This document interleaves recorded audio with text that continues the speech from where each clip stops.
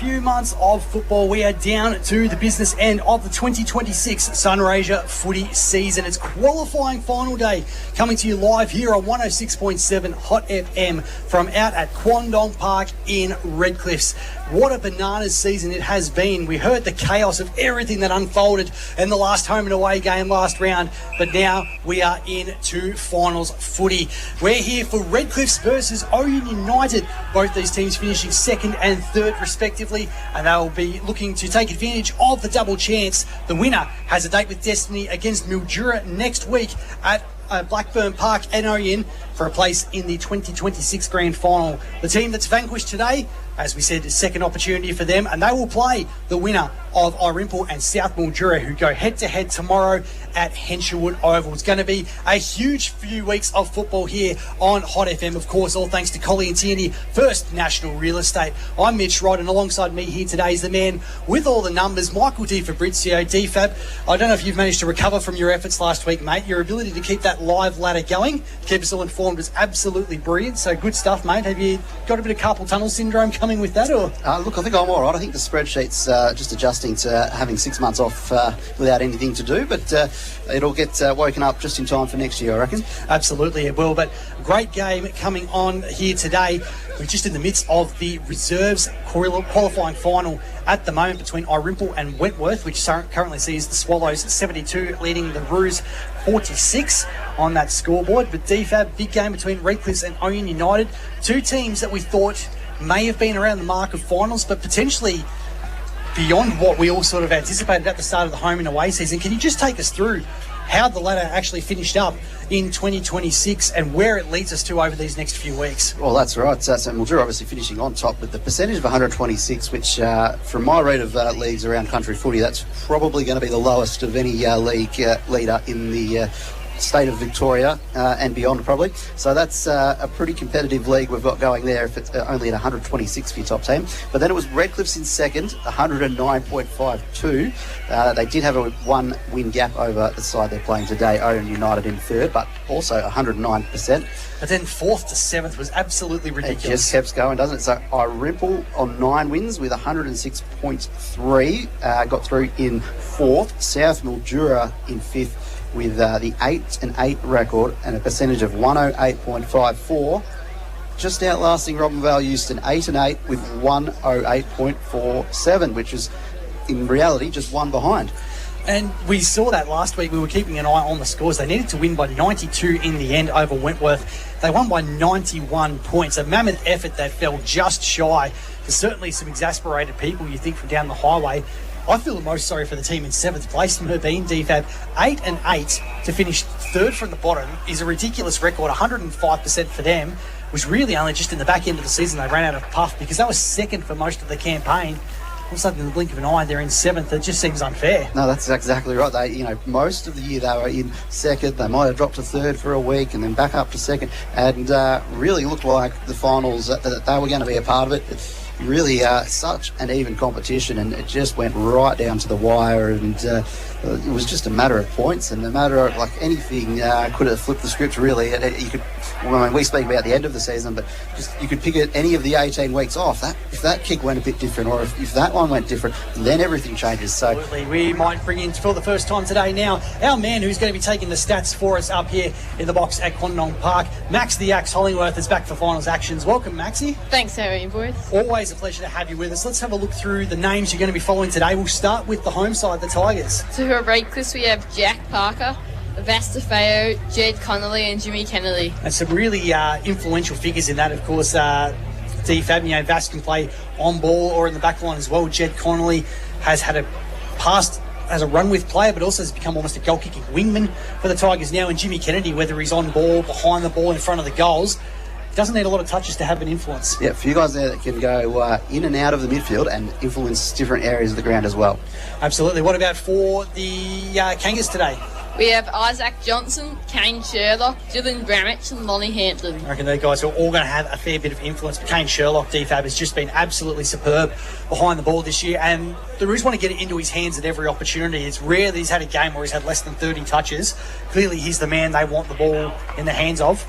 to be able to move it down the ground. They want it, and here he goes and gets it. He takes it, intercept mark, he chops it off, and then he's also right up there with the rebound 50s out of defence as well. Beautiful. Thank you for that, Maxie. We'll come back to you during the game as we get an update on the numbers. Also, welcome for the first time today. We'll go down to ground level. The man who does have the best seat in the house across the entire final series here for Sunraysia Footy on Hot FM. For Fatty Boomba, it's John Hollywood. Johnny, as we said, you are lucky enough to have front row tickets to the big dance over the next few weeks.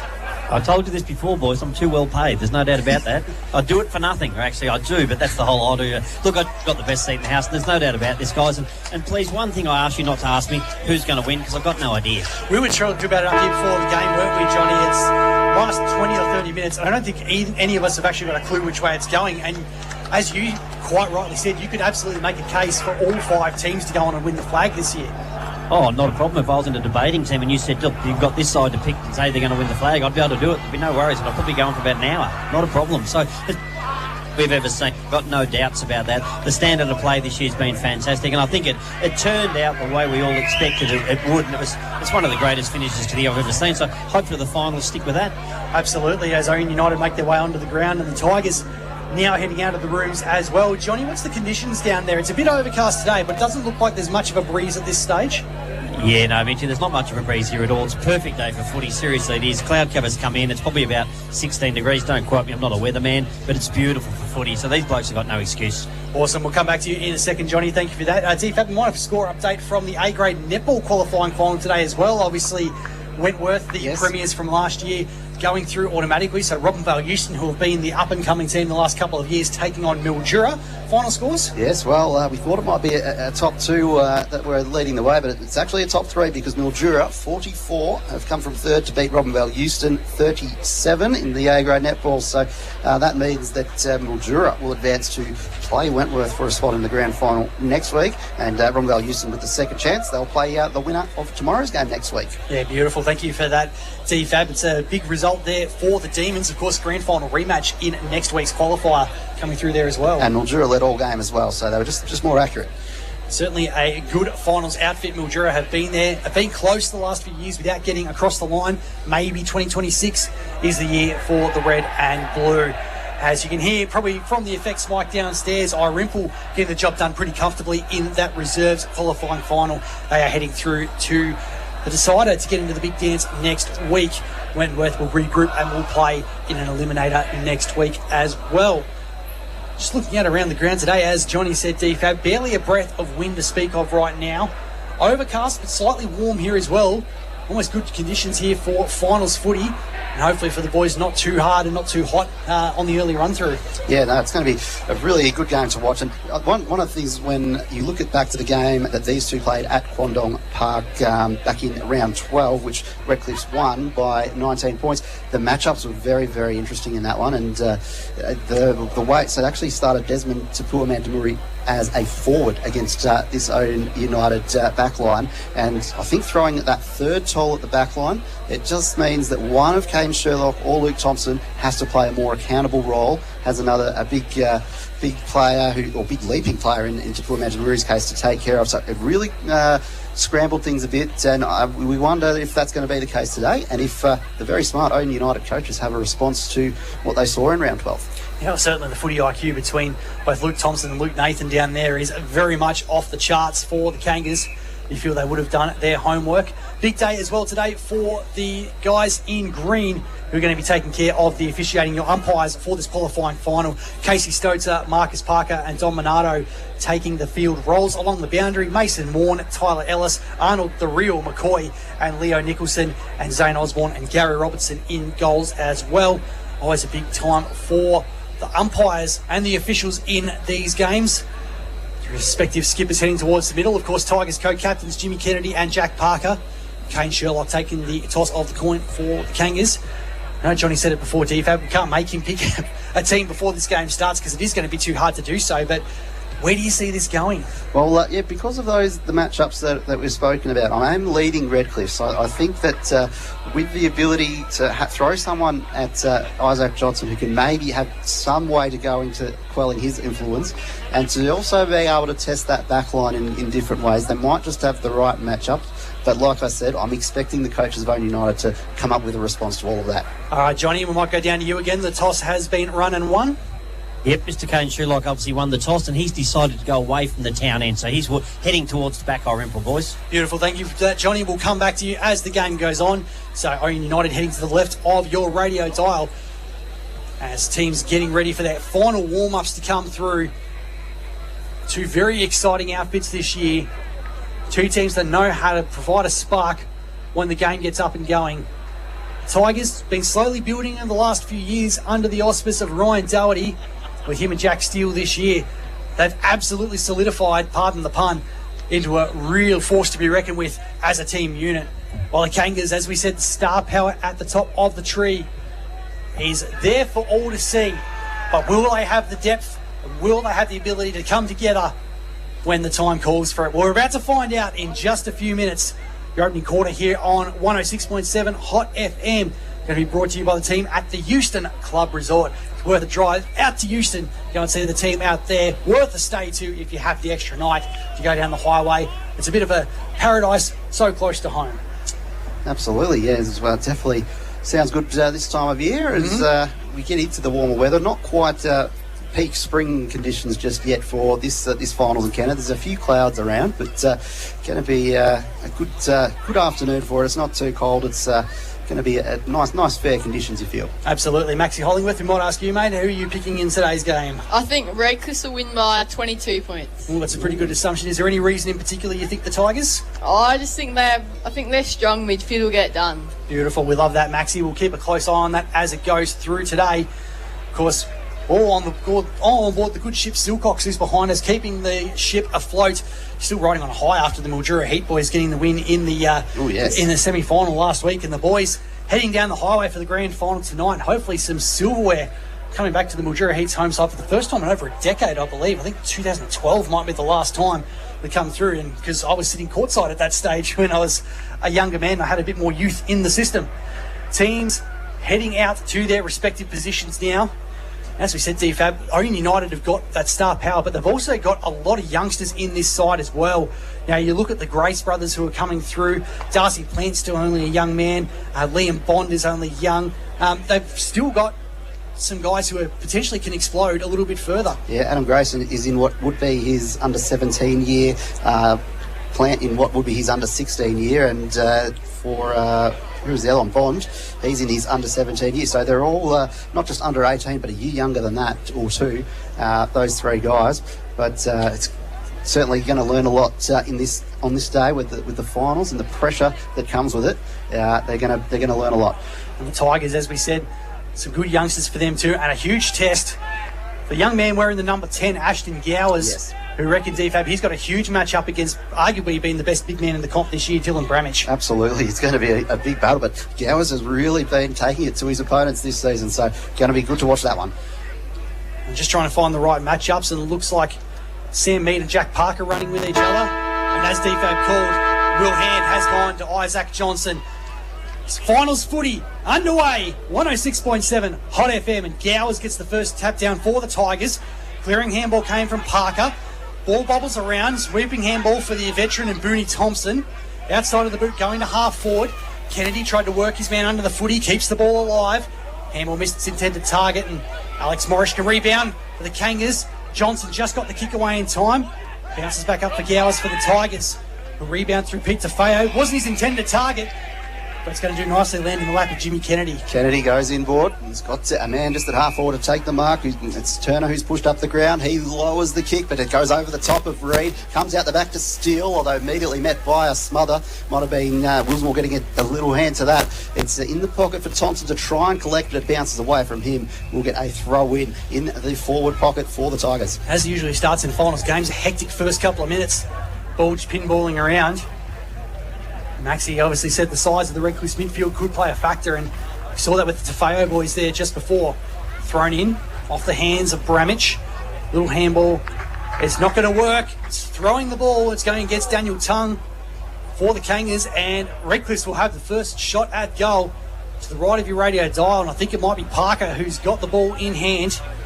Certainly you think it'd be a great chance potentially for a McLeod medal opportunity, DFAB. The Tigers a bit like Irimple at one stage earlier this year, were on the bottom of the ladder. Made it to this point, and this man has led the way for them beautifully. Absolutely. He's having a sensational season. In the pocket, he gets it on the boot. A goal umpire doesn't move. Oh, yeah. That's the first of the afternoon, and it's going to Redcliffe's. Yeah, the crowd tells you everything you need to know there. He knew it was going through immediately. A minute and a half into this game, it's Redcliffe's 1 straight 6. Ouyen United yet to score on the Kumiella Club scoreboard. John Hollywood on the boundary for Fatty Boomba for the Tigers too. An early goal like that would just help settle the nerves. Yeah, look, very much so. And also the intent of the goal was basically all the play leading up to it was certainly do the nerves. Well, how old's Booty going? How well's he going for an old man, eh? We talked about it earlier this year when he made his comeback game. I think it had been 7 years since he'd last played senior footy for Redcliffe's, coming back and just slotted in nicely on the wing. Back into the centre of Clondon Park, or pinballing around through the middle. Bouncing off the bump there was Johnson. Down the ground level was Monaghan with a handball back, but the Tigers have an opportunity. Jed Connolly, nice pick up by Booney Thompson, who started well.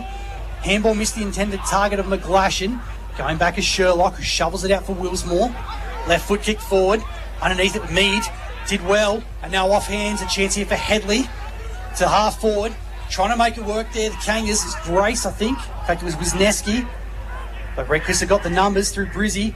Pizza Feo with the loose kick. And Tapura Mantamuri has it free at left half back. So Tapua Mantamuri starting back. He started forward last time these teams met. He goes inboard as the mark in the middle of the ground. And lowers the eyes again. This time, right on the chest there of Reed, but it bounces straight off. It's I think Thompson following up with some hands on deck to try and shuffle it back to him. In the end, there was a free kick called, so Reed will be the beneficiary. And it's a 50, so he's going to kick from about 20 to 30 metres out, you feel, once this 50 metres advanced. Well, kicking in danger, I think, was the call from the umpire, and the man on the mark didn't give it back to him soon enough. Thought maybe he could have had a little bit more leniency. However, that's the call they've made, and Reed, as DFAB said, won't be too far away from the goals. It seems like a short 50 to me coming in. However, he will be kicking from about 25 metres out. 45-degree angle, Jake Reed. He's been so potent in front of goals when he has played this year. Some injury concerns, but between he and Jack Steele, got a pretty handy key forward combination. But Jake Reed on the runway to make it the first 2 of the game for the Tigers. Set sail. No problems at all.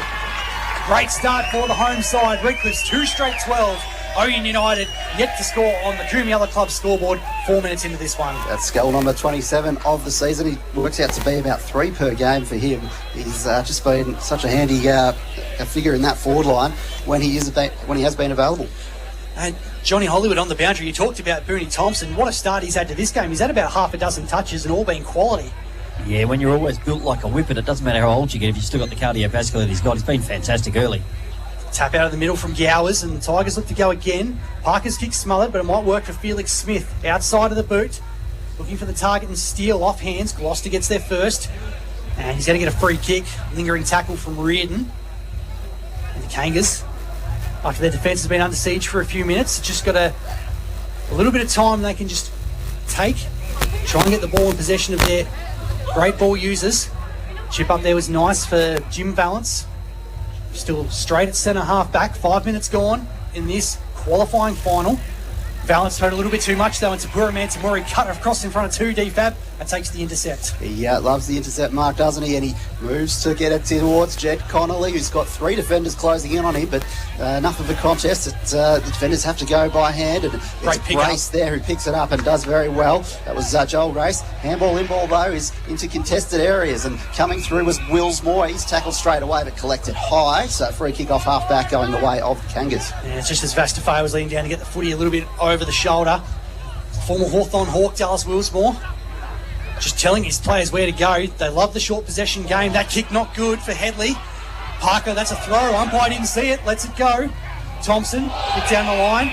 Connolly caught one over the shoulder. Don't think there was a lot in that, but umpires paid it. This is Jed Connolly. Had a game earlier in the season, 26 touches and 4 goals. Become a goal-kicking wingman. There really wasn't anything in that one, and Alex Morris intercepts. Yep, so they got the breakaway third man into the contest there, the Kangas, and they'll just reload off full-back. Comes inboard now to Willsmore, sends it towards the wing. Asks a bit there of plant, but he picked him out perfectly, didn't he, amongst the three defenders there, and he goes for the short ball. It's taken by Valent, so they're just advancing it up the wing. He goes inboard towards Tongue, who's in a bit of space. And so he's got options inboard as well. So they'll just continue through to Joel Grace. There's a man that's just charged off the bench there in James Morris and eventually gets spotted. So they've now completed the switch to the near side of the ground. Bramich is just calling for it, demanding it. Enough time for his defender to get there, but he takes the mark, turns and goes towards the top of the goal square. But front position, Pete Tafeo takes a nice mark. Just had his name all over that one. Tafeo took a little bit off. It's an awkward kick though. Puts his teammate under real heat. Johnson brings it to ground level. And stacks on the mill in the right forward pocket there for the Kangas. 2 straight 12 Redcliffe. Ouyen United yet to score. 7 minutes gone this opening term. Hot FM footy for the Euston Club Resort. Back of the pack to Buramansa Mori for Redcliffe's. Handball's off to the elder Tafeo Vass. Switch out wide here for Jed Connolly. Hasn't got a lot to go to. He's got a lead on from McGlashan. He just cut inboard nicely. Get rid of his opponent in Morris. He's happy just to hold sway for the time being. Short pass on back to Jed Connolly. Tigers playing a bit of the Kangas game at the moment, just taking their time, holding possession. Right in front of the one-eyed hill here at Quandong Park. Connolly to the right of your radio dial. He's reading an almighty task against 3 defenders. Numbers with the Kangas. Smith leaves it behind. He's got some support from Gloucester. A bit too near the paint, out of bounds on the full. It's going to go back from whence it came at half back for the Tigers. So potentially as a result of what happened last time, they've changed the matchups defensively, Ouyen United. Thompson is playing on Reed. They tried to free him up last time to swoop in for the intercept marks, but this time he's got probably a more accountable role, you feel. And it looks like Oscar Smith, who's had a great season, he's playing on Jack Steele. Well, I think that's even switched again in the meantime, because it looks like Smith's now got Reed while Thompson's staying deeper on Steele. So clearly it's horses for courses as they're looking at it at the moment. John Hollywood on the boundary for Fatty Boomba. Any other matchups catching your eye so far? I was about to say exactly the same thing, boys. Don't ask me about matchups. There's been that many rotations trying to get it right to each team suited, and then the other team's changing back. So we would have had 10 or 12 changes at some stage. Even the wingmen, they've changed 4 times on this side. Left foot kick forward for Jermaine for the Tigers, but Ramage all by himself takes the intercept mark. He's covering a lot of ground at the moment, forward and back. He's taking a few marks. Well, for one of the biggest men in the comp, he runs beautifully for a big man. That's an awkward kick across 50, and Steele swoops in, going back with the flight. That is not an easy mark to take, is that one, Johnny? He was in an awkward position, but Steele read it perfectly. Beautifully, didn't he? And look, as much as the big man, the Ruckman's been playing super footy of late. You've been great guns for you. At this stage of the game, under a bit of pressure, a couple of goals down, I would have come down the line. Clearly Thompson was the man he tried to free up, who hasn't had much of the footy, if any, so far. Now Jack Steele, co-coach of the Tigers. I believe we're under the impression we'll take the solo reins next year with Ryan Doherty looking to step back. I'd love to be able to send darts off in style. But a great addition this season, Jack Steele. It's a bit near side, however, and just through for a minor score. And the Tigers, their first blemish on the scoreboard today, 2-1 at 13. Ouyen United yet to score. Kumia at the club at scoreboard. Might go over to Maxie, who's got the numbers. Jed Connolly, a few touches for him already. Yeah, Jed Connolly's had 4 possessions and 2 marks so far. I think Parker and Tafeo are on similar numbers so far, as well as Sherlock. Yeah, Parker has 5 so far.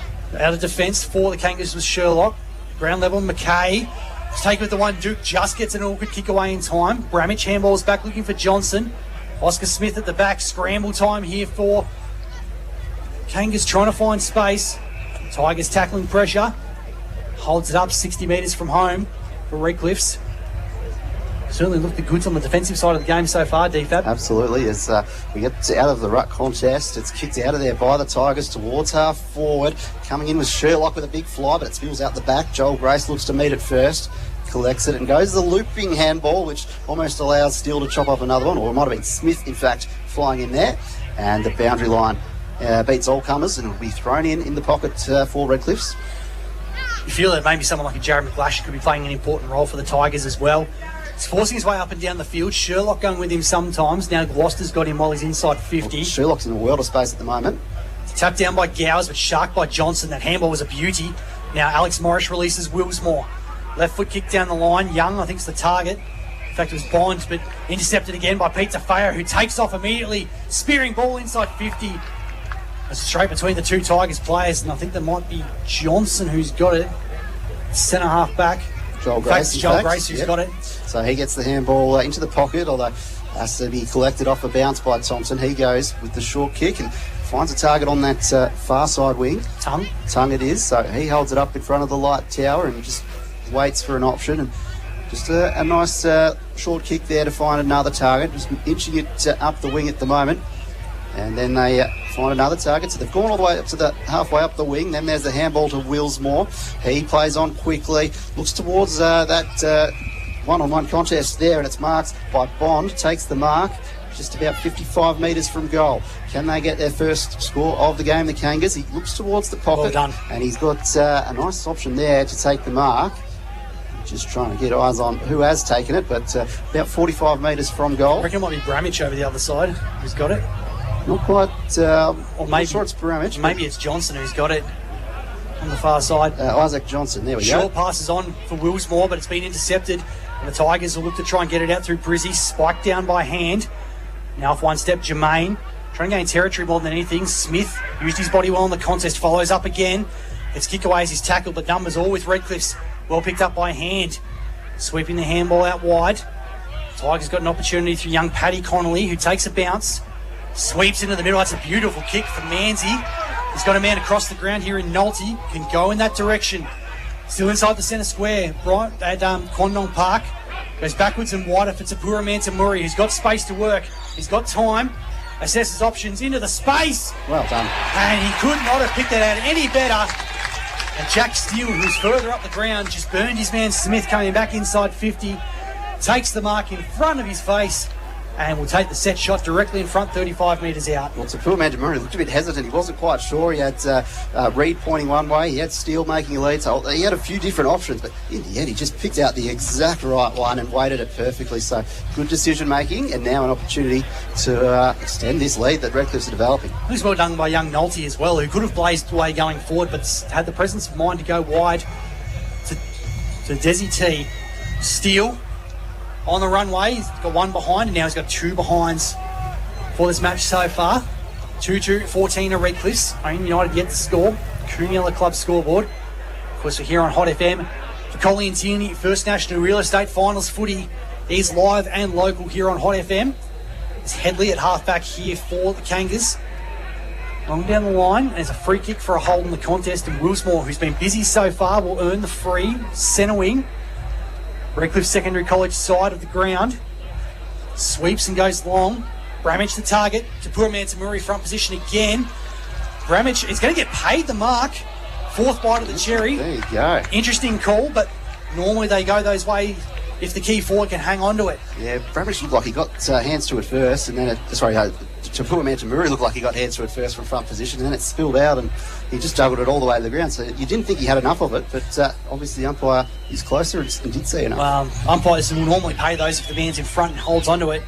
Long kick forward by Bramage, top of the square. It's got some territory. And there's Tapua Mantamuri taking another mark on the goal line now. Yeah, the umpire initially called her behind, and they end up paying the mark instead.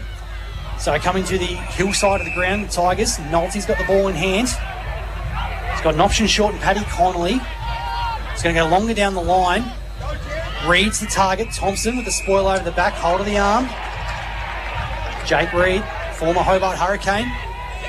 Kicks it into space. It might sit up for Jed Connolly. If he gets a kind bounce, he just couldn't quite control it. And out of bounds, 55 metres from home for the Tigers.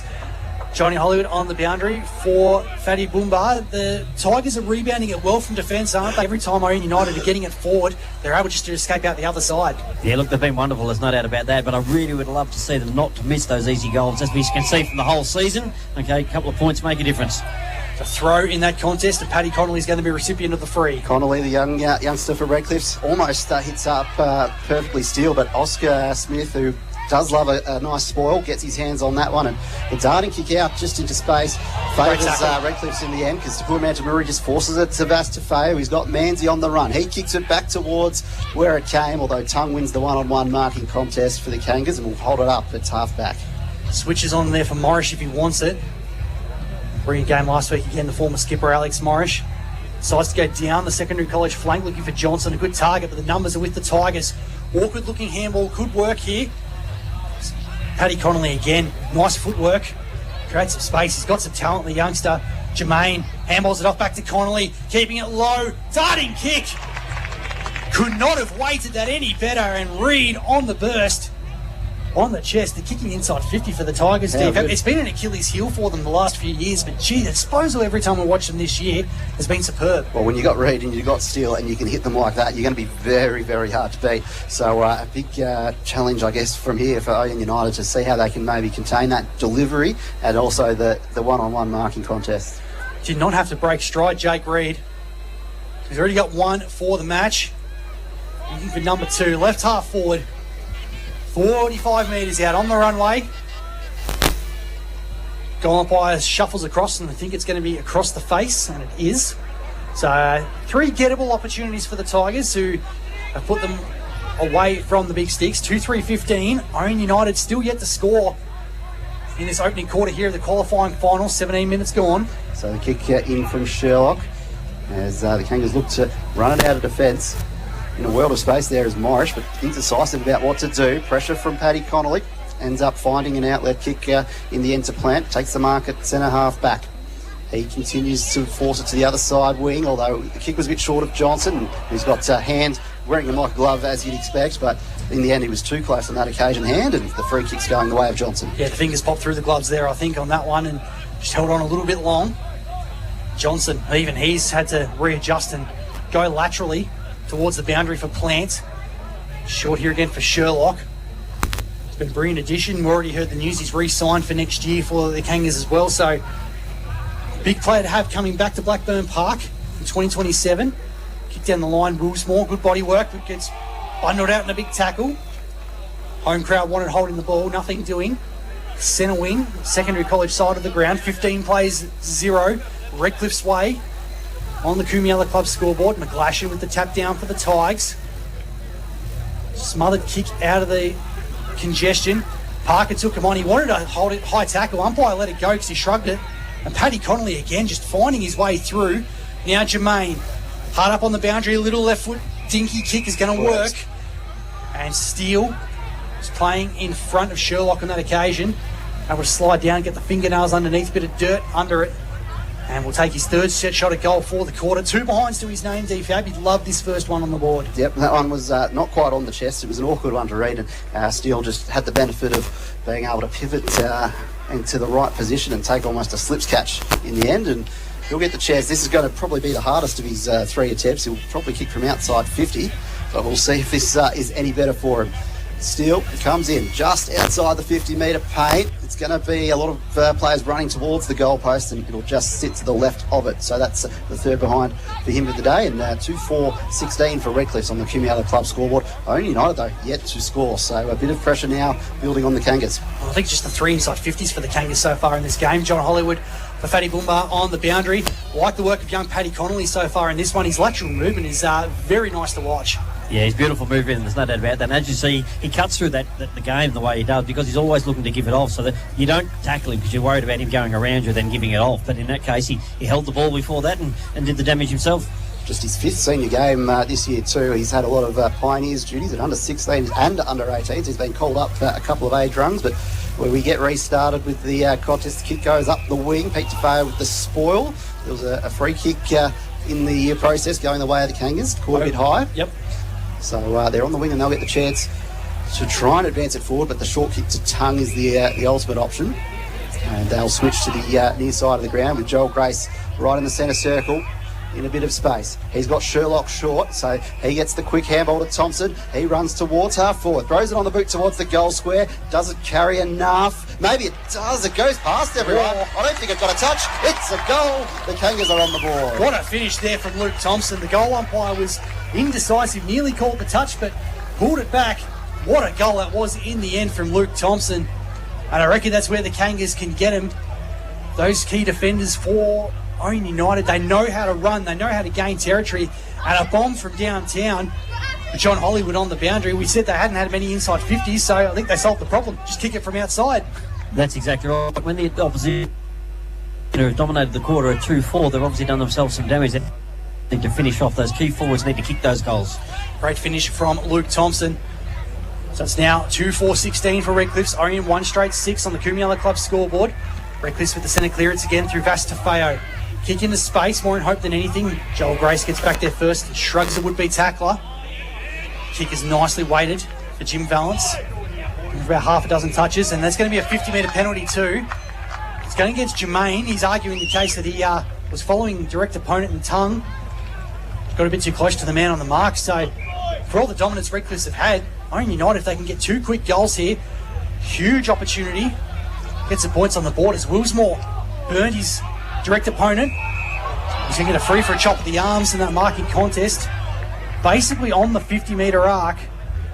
We know on his day, DFAB, distance is not a problem for him from here. Yes, well, if he's taking notes from Luke Thompson, this is definitely goal-kicking position, but he's going back with the confidence of someone that's going to have a crack. So Willsmore, slightest of angles really, but he'll have to kick from about 55 and really connect with it. And certainly the goal square is being stacked, and Japur Mantamuri is there as well, so they'll probably have more opportunities to get a hand on it this time. So Willsmore started very well in this contest so far. On the runway, decent purchase.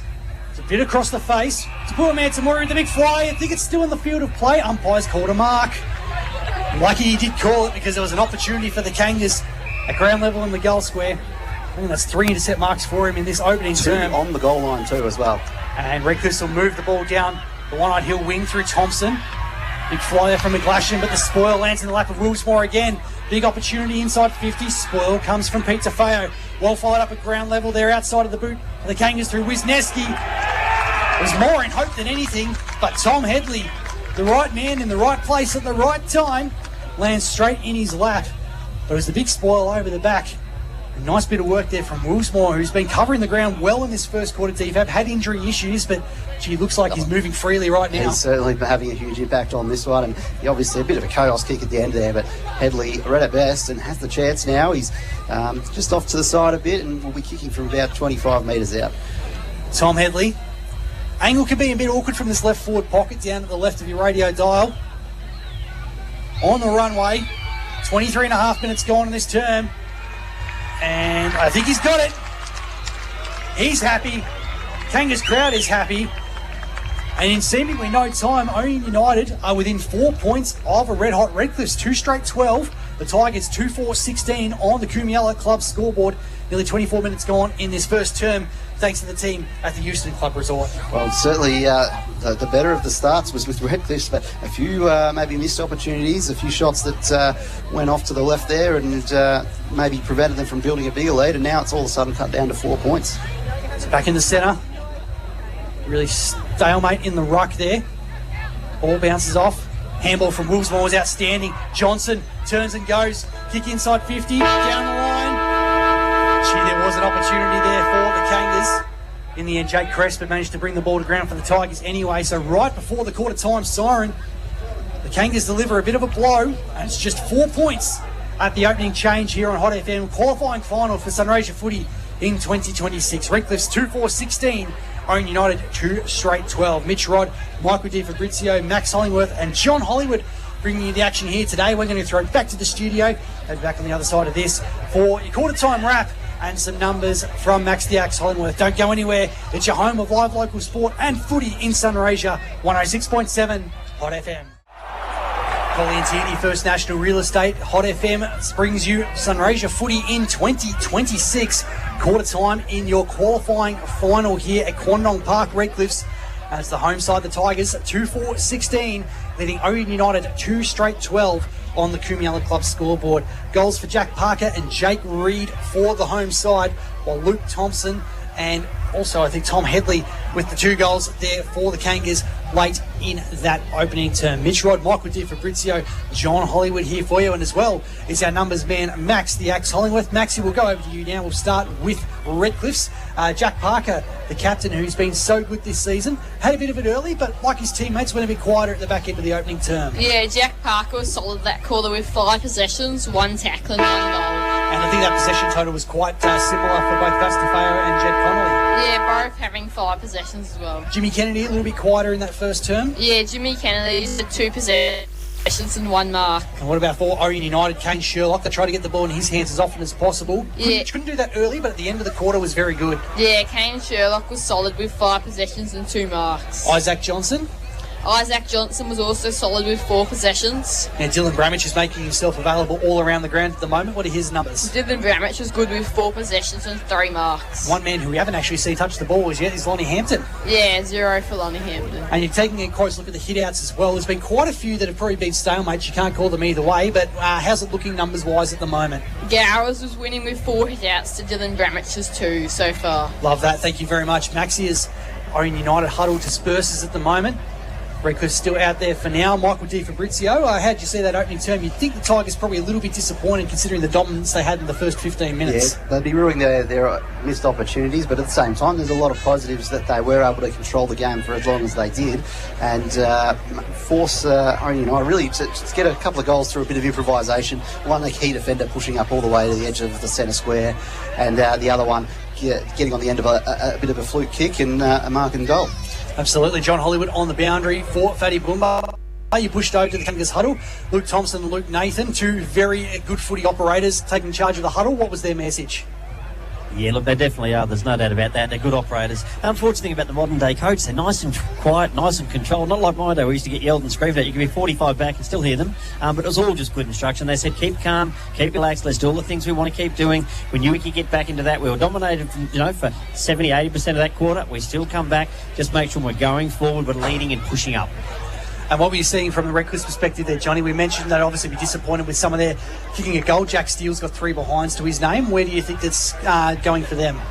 Oh, look, it's exactly what you just said. It's part of the game that we accept. If you just get a point, we accept it nowadays. But it's one of the parts of the game where Redcliffe could have been 5 goals up. There's no goals, no difference about that. They could be 4-2 and at least 4 up or 2 up or whatever the case may be. And scoreboard pressure is really, really important, especially when you dominate a quarter like that. Look, they started super. I do believe the wind's actually picking up and starting to go their way. So I'm reckoning down the ground there, heading towards Orimple. It's about a 1-goal win now. So look, if they play with the same intensity, they kick a couple of quick goals, and they can get dominance back on the game pretty quick. Thank you very much for that, Johnny Hollywood on the boundary for Fatty Boomba. The second term Hot FM Sunraysia footy for the team at Club Aquarius goal. Of course, our man down there will be opening that centre up a little bit later this year.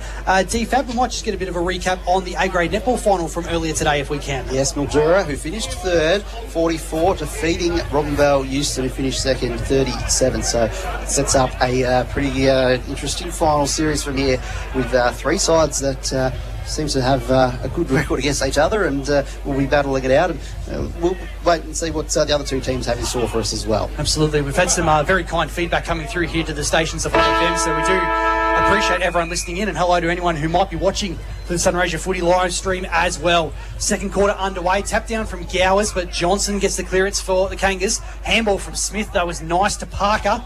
Kick inside 50, Reed front position, over the back. Wanted to chop at the arms against Gloucester, umpire not doing so. Smith, that's Oscar Smith and Jimmy Kennedy. Handball across the line, bit of frustration from Kennedy. Yeah, so Gloucester going to Reed indicates that they're trying to get Johnson free to be that third man into the contest. To him and Sherlock going off their opponent to give an extra body around those key one-on-ones. Gives away a little bit of height, Gloucester, but he's not going to want for anything in the contest. Reardon out of the ruck tap, handballs forward. Reed's got 2 to beat. Gloucester is one of them there, and he's happy just to force it through for a rush behind. Redcliffe's at 2-5-17, leading Ouyen Utd 2 straight 12 on the Kumiala Club scoreboard. 51 seconds gone in the second term, and immediately out of defence from Sherlock, and he's gone to Willsmore, who cops one over the shoulder from Smith. Probably the best on ground so far, D-Fab, you'd say? Definitely, yeah. Willsmore was my pick, along with Tapua Mantamuri with some crucial intercept marks as the Kangas work it up the wing. Goes to a contest at the back with Wisniewski and Young getting them better of it for the Kangas. Looking inboard to Valance, but there's that man, Tapua Mantamuri, running towards it, just trying to collect it off the deck. Handball almost intercepted by Wisniewski, though. And Vastafeo's the latest to try and get it worked out of the contest, but he's held up, and we're going to get pulled up about half forward, just outside the 50-metre arc for Ouyen Utd. Pressure was good there from the Kangas, and maybe lucky to have gotten away with that one, Vastafeo. And umpire lets it go. Thrown up, off hands from Bramich. Vastafeo just flicks it forward, but Willsmore again at the back of the pack. Don't argue, in a little handball looking for Valance. Hand just bundles his way through. Nolte's handball into space. Tapua Mantamuri bumped off it fairly. And now a chance here at the back from Smith. Long kick inside 50. Reed, he was at the back of the pack but got there first, couldn't hold the mark, and Gloucester with the rebound. Had a little bit too much on it though for Plant, and Parker will take the intercept inside the centre square. Parker calls his teammate in Felix Smith to get in position and takes the mark. And Pullman Murray runs around the side in a bit of space, but ends up going further wide to the player there in Nolte. He goes for the short ball to McGlashan, asks a bit of him, so it's going to be collected off the deck there by Smith. Kicked away, but to no one in particular. It's Pullman Murray should collect it before the boundary, but it eludes him. Wisniewski with the intensity. His handball, though, only as far as Felix Smith. Back to Tapua Manton Murray. Goes one way, then the other. Smooth as you like. Kicks it towards half forward. Bramich had front position, threw the arms out to indicate there was a push in the back, and the umpire agreed. So it's a free kick off half back to Bramich. Young Gower's caught behind in that contest, and Bramich doesn't waste any time. But now another intercept mark, this time Will Hand for the Tigers, going back with the flight. Inside 50, Reardon the target. Well done about Morris, who had front position. Didn't quite hold it, but they've got the numbers. Handball just put Joel Grace under some real heat. Reardon there again. Look away handball over the top into space. Willsmore diving underneath it, and he's going to get a free kick for a high shot again. So hard scrambling footy from both teams so far. 17 plays 12 in favour of Redcliffe's. 3.5 gone. This second term on Hot FM Sunraysia footy. Valance, handball off to Willsmore, had to go back to Valance. Inside 50, that's a good looking kick for Young. Had front position. Could have argued for a free, umpire lets it go. Off hands for Turner, and also Pete DeFeo coming in with a tackle as well. Stalemate just inside 50 here for the Kangas, who've had a good intense start to this second term. Ball up at half forward, and it's just thumped out of there just only as far as Pete DeFeo. He's got Felix Smith, who has Tapua Manton Murray, and they just work it out of there through hands. The kick goes up the wing. It's going to meet Jake Reed all the way at the other end of the wing. He's got to turn and go quickly. Just lobs it up towards half forward. So it's Smith versus Steele. Smith with the better of that one. Gets the spoil. Falls to Morris. He's got a runner around the back of Thompson, who loops it with a short kick to Gloucester. Takes the mark and looks inboard, and he's got Thompson to take that mark, and Thompson just advances it up the wing, pushes it close to the boundary line, but nicely done in the end, and it's marked by Willsmore, who's just getting an insane amount of the pill this game. He's certainly turning back the clock here today, Dallas Willsmore. What a start to this game. Long-rangey kick off the left foot towards the top of the 50. Young's the target. It's Manton Murray back with the flight, couldn't hold it. Young quick handball, big tackle on Sam Mead there by Brizzy. Again a stalemate inside 50. Only just though, and hard up on the boundary for the Kangas. Mead's one man who's come back into this side, can really play a role on ball or on the wing, but hasn't really touched it today. Now the Tigers through hands again. They love linking up with the handball chains. Smith, Vastafeo, he's got a man short on the wing in McGlashan and uses him. Well-weighted pass. Gowers is short. But he switch a little bit further into the middle for Hand, decides to just go down the line, pops it up for Felix Smith. Happy to hold it up. The Tigers haven't got a lot to go to. Told to play on. Goes for the switch now, but should have gone probably a minute or so earlier. And Isaac Johnson takes the easy mark. Yeah, you don't want to get Johnson too involved. He's got the short kick to Tum and continues that out to the wing where Headley's pushed up to spill the mark in the end, but has time to recover. Kicks it over the top, and it's got a target there in front position, but the spoil came from behind from the Tigers to hold it up. And the umpire will have a ball up the wing favouring the Ouyen Utd end. Johnny Hollywood for Fadi Boombar on the boundary. This is proper finals footy now, isn't it? Hard, tough, and really contested. Yeah, look, very contested ball. There's no doubt about that. And very tough, no worries about that. But look, Redcliffe's guys are one of those sides that I don't think they care about too much. I don't even think they look at the scoreboard. They've just come out with the same intent, doing the same work. I think Ouyen have certainly upped their tempo a bit more. Another nice intercept mark for Pete DeFeo. I reckon that's about 4 for him so far in this match. Now Brizzy, long down the line. Sherlock, locked in a contest there with McGlashan, but the back Bramich tried to handball over the top. Well done by young Gowers. And is there a free kick? He slipped over. Umpire says he's actually slipped across the boundary. And we will get a throw in. Secondary college side of Quandong Park. As Johnny Hollywood said, the wind picking up a little bit going towards the Redcliffe's advantage end. Spiked down by Bramich. Out of the contest, Johnson. Handball smothered. Now Plant. Right foot kick, but it's landed in the lap of Jimmy Kennedy. Played his 50th game for the Tigers today. Pops it up here for Jack Parker, who arches the back. Handball to Vastafeo. Back to Parker. Will run to the 50-metre arc. Has got space. Goes for distance. And at the last line, Thompson just got fingers to it. Able to see it across the line.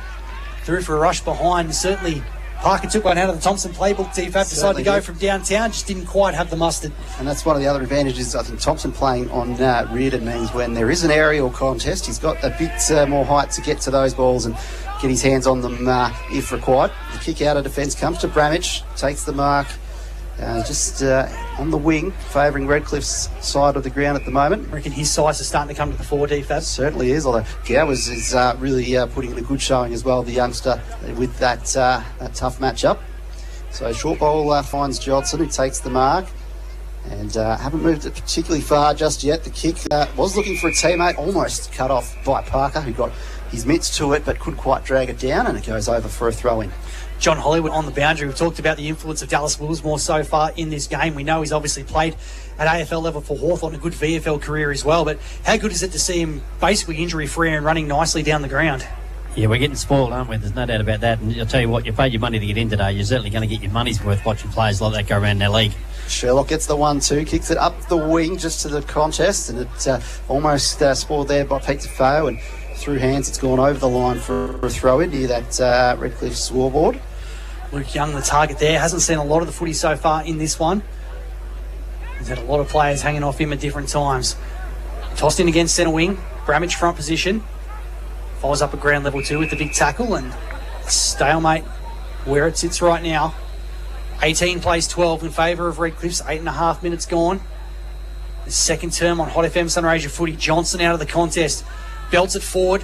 But again, that man, Pete DeFeo, has just had his name all over it. Well, that's right. It was looking pretty good before that. That Bramage to Johnson connection is one of the best in the league. But when you got Pete DeFeo to chop it off, Redcliffe's have a bit of an answer when it works out. Manzi out of defensive 50 as Tapura Mantamuri. Run a long way here, Liam Nolte to take the mark on the wing and gets it. He's got to do that opposed to Willsmore. Short kick is on for Parker. Well done by Plant. The younger man cutting across, thumping it across the boundary line. Right in front of the one-eyed Hill. And get a boundary throw in once again. Hard work, finals footy certainly on the agenda today. Gowers is working his backside off here against Bramage. Big man from Ouyen Utd having an influence and taps it down once again. Parker leaves it behind. Gowers at ground level though, follows up. Good handball to Kennedy. Burst of speed at the back of the pack. Spears it off the outside of the boot. Well worked to McGlashan. Pumps it inside 50, looking for the lead of Reed. Cutting across was Thompson. At the back of the pack, I think there's a free. It was Steele who came through with the bump and just got Thompson high. And the Ouyen Utd co-coach will release the kick here for Jim Morris at halfback. Long kick down the line. Adam Grace has some space, and now the Kangas are away and bounding. Grace sells to poor Mantamuri one way, goes the other. Kicks it up the wing towards Young. Might have copped a bump along the way. In fact, that's what the umpire has called. So pushing the back and a free kick to Young just outside the 50-metre arc near the boundary. So he's going to have to look for a target. Sends it deep into the pocket. Pete goes there. Big leap though, as it Bramage in the middle of all of that. Can't quite reel it in though. The snap comes from the Kangas to Tung, who marks at the top of the goal square and will kick from not much distance directly in front. Well, one man who we're following today, Lonnie Hampton. I think that's his first touch of the footy. And it could be a goal assist going down. We got the thumbs up from Max the Axe Hollingworth. The right place at the right time. Bramage with the big fly. And I like that for the Kangas, making the young man Gowers defend. And Tung, since coming into the senior side halfway through the season, has been a goal-kicking mid. And that one has even the scoreboard. 3 straight for Ouyen Utd. Redcliffe's 2-6-18 on that Kumiella Club scoreboard. Nearly 11 minutes gone. Second term on Hot FM footy for Club Aquarius goal. John Hollywood. Daniel Tung had been a pretty solid performer despite having some injuries for Merbean over the last few years, but he's just added a little bit of something extra to this Ouyen Utd side in the back half of the season. Yeah, look, very much so. He was an exceptional player when he came to our league. He came with a big reputation, had a great career in other stronger leagues than ours. So he's a very talented player. So you get these older age players fit, you put them in a role that they can play. They've got lots to still offer, I reckon. So change in the ruck. Yeah, Jermaine Kennedy as well on ball, with Parker seeming he's going to rest, or maybe not rest. He's going to launch off halfback, I think. And they've got Liam Bond in the ruck now. Ouyen Utd. So Bramage staying deepest forward. Bond on cue wins the tap, but sharked here by Jermaine at the back of the pack. Kicks to half forward, Connolly front position, spiked down by the larger man in Luke Thompson. Happy to escort it towards the boundary. We'll get the throw in. Do you feel, Fab, when Redcliffe were on top earlier in the game, they were able to get the connection with the leading forwards, but now just gone away from that a little bit with the pressure ramping up? The last kick towards Reid, and because Thompson's not on one of the two key forwards, he was the man in the gap that was able to get a hand to it and intercept it. Now a chance here again. Kangas from halfback, Joel Grace. Little kick over the top. Well done by McKay, who put in those big steps. The Pistons were pumping to get to that footy. Handball wide to Willsmore, and he's going to push up and lay a Shepherd. Willsmore cuts back inside here again for Grace. Coming of age a bit this season, Joel Grace. Son of a Mallee Footy League great in Wayne. But cutting across there to poor man to Murray, another intercept mark. Do you reckon between Desi T, Pete DeFeo, Kane, Sherlock and Luke Thompson at the end of this game, we might be in triple figures, I reckon, That's right. It's that intercept fest at the moment. The Tigers go for the long kick up the wing to the contest. Steele's looming, but front position was Sherlock.